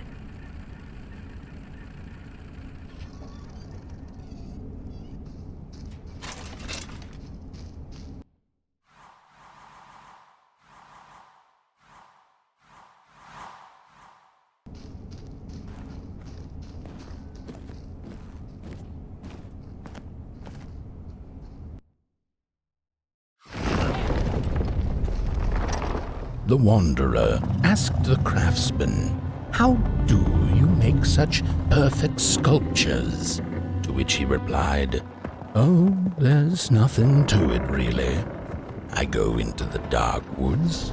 I find the sculpture already waiting inside a tree. And then it's just a matter of carving it out."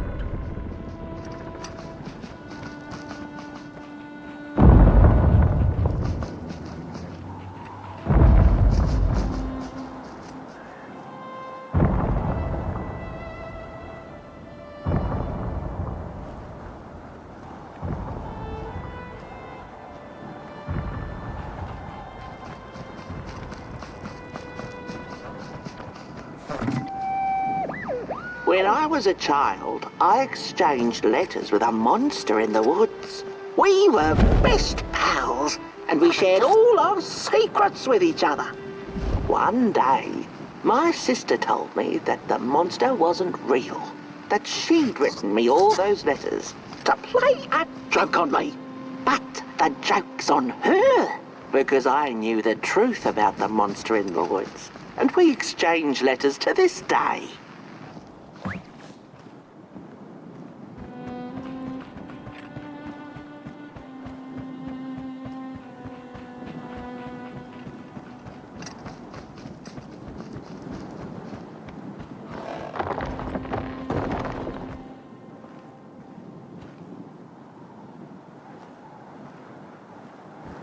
Hark! Not very far now. Not very far. The flame longs to be free. Caged, it cannot truly burn. How beautiful. How tantalizing. It is simply the way of fire. It is what it is. It is what it is. You must release it at the summit. The soothsayers have spoken.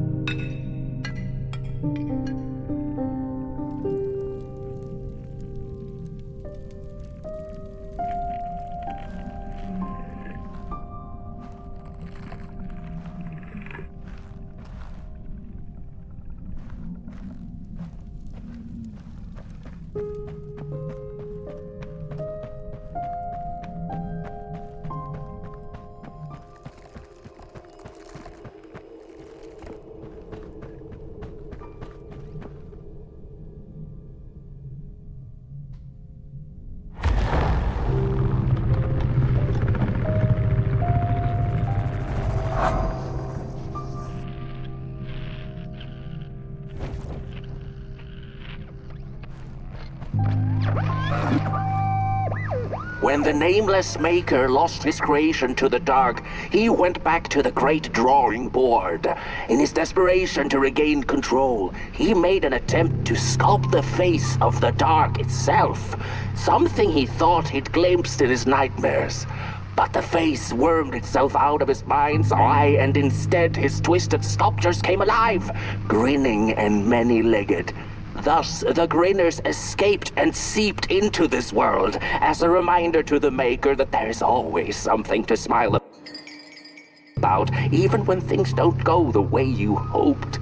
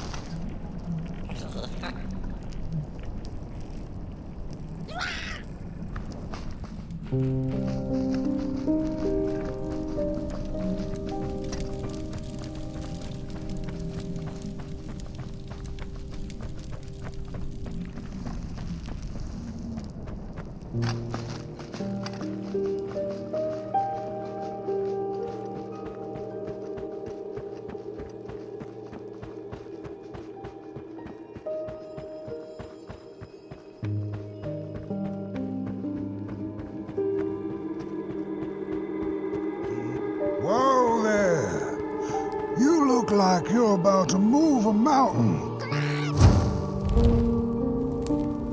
That's what I get for trying to get in the way of a flame and its destination. Let him walk his walk. Ain't nothing gonna stop him now, looks like. Fairly well now, Burnt One. You're going to Moon Mountain, and that walk is for you alone. You have a tough decision ahead of you to make, just like the ones who came before. But they're all long gone. In the end, all there's left to follow is your own heart.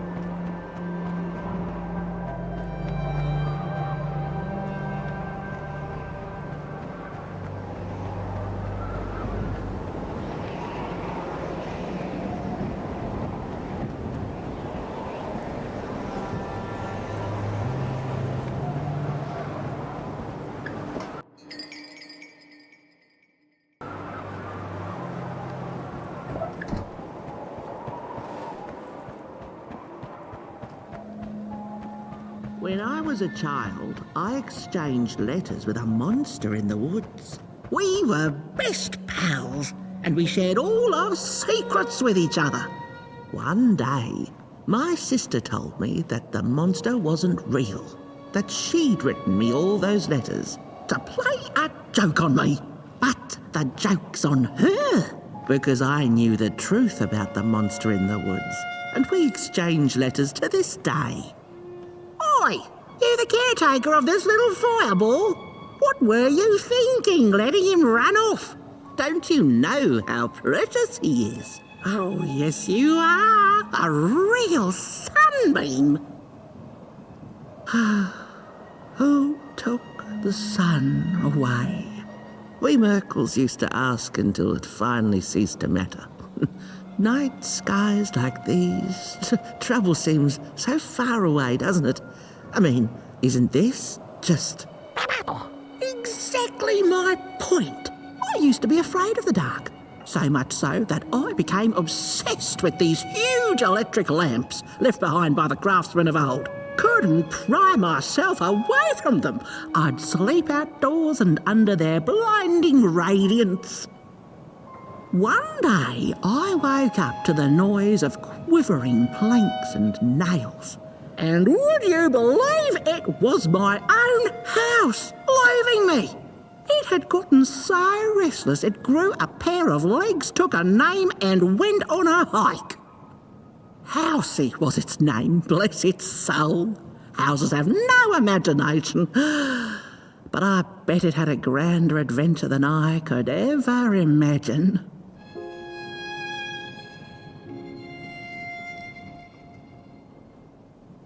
This little flame is your home, burnt one. Keep him nurtured and safe, and you'll always find yourself in the right place, through the rain, in the dark, and over Moon Mountain. Look at those stars burning like so many candle lights.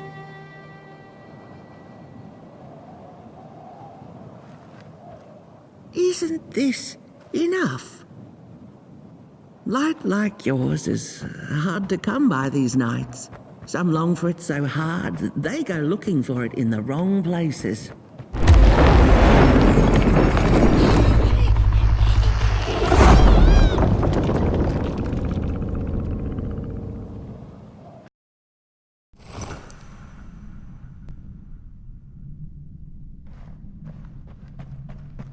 What is the dark? Is it ugly and cruel?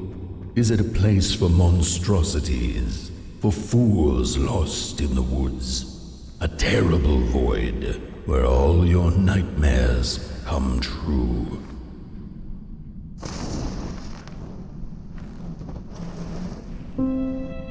The dark could be a friend, perhaps a space where we might find each other. All of us equal under its cloak.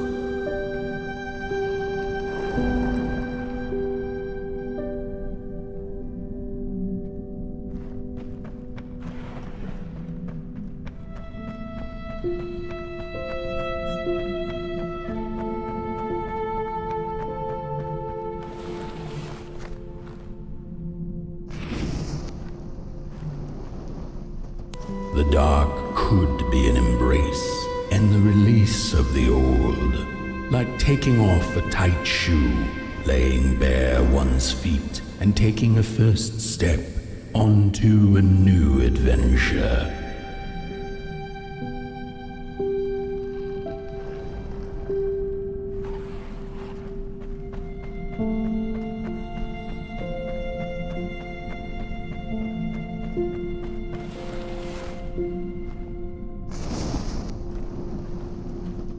The dark could be a moment of clarity and calm, a break through icy clouds and the shameful stories we tell ourselves that fetter us to the clay and mud.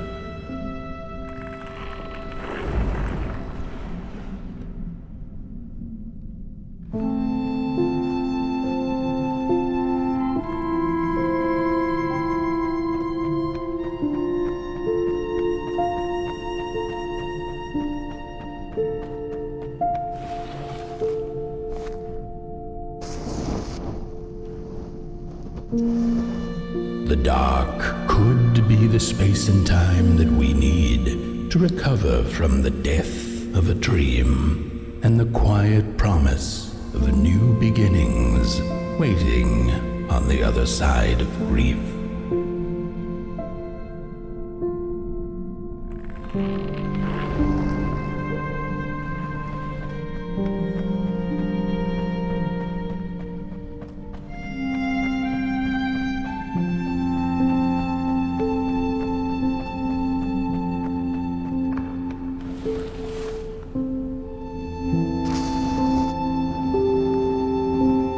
In the end, the dark remains a mystery, its secrets locked away behind the stars.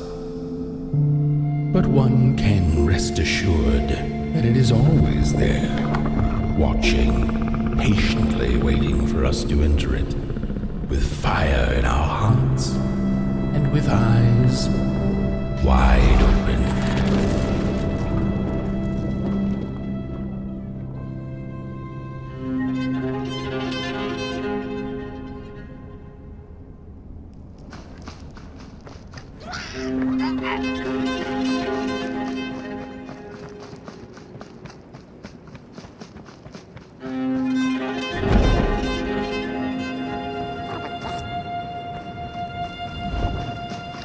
You've arrived. Hark! Your fire is dying, but the last embers will light the final fireplace and send your potboy home. Can you do what you must? Naturally, you must. It is destined, and you will be loved and forgotten. The soothsayers have spoken the last words. It has been an honor to watch your journey to the work table's edge. Now go and burn. Burn.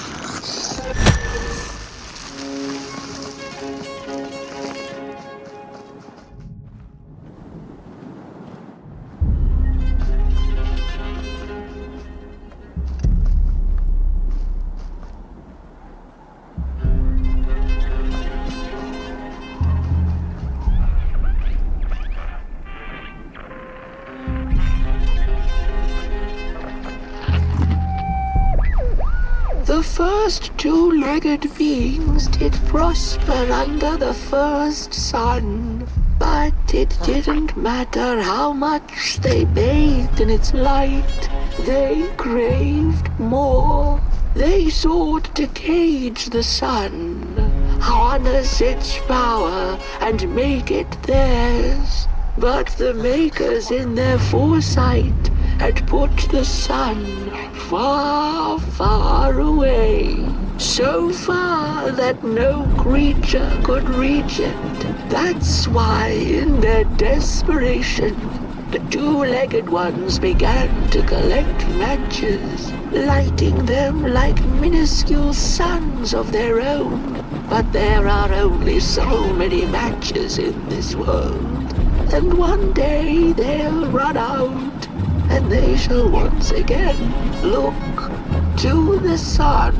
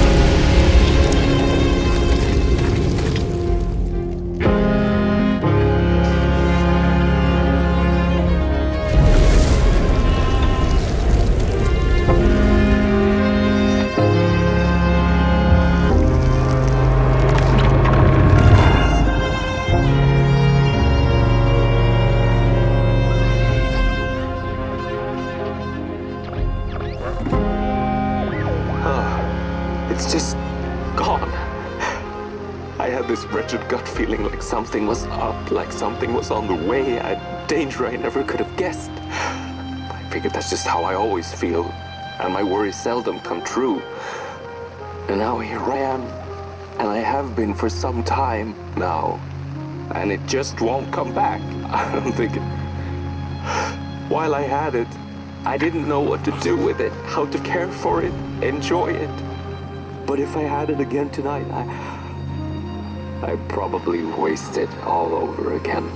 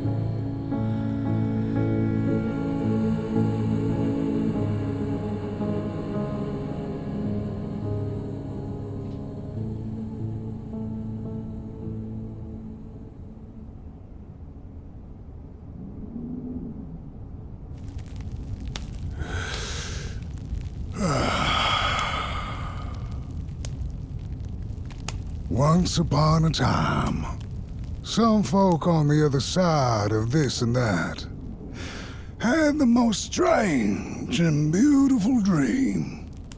I hope that tonight you caught a glimpse of it, and I wish you the levity and grace to smile in the darkest of times and on the way down your midnight walk.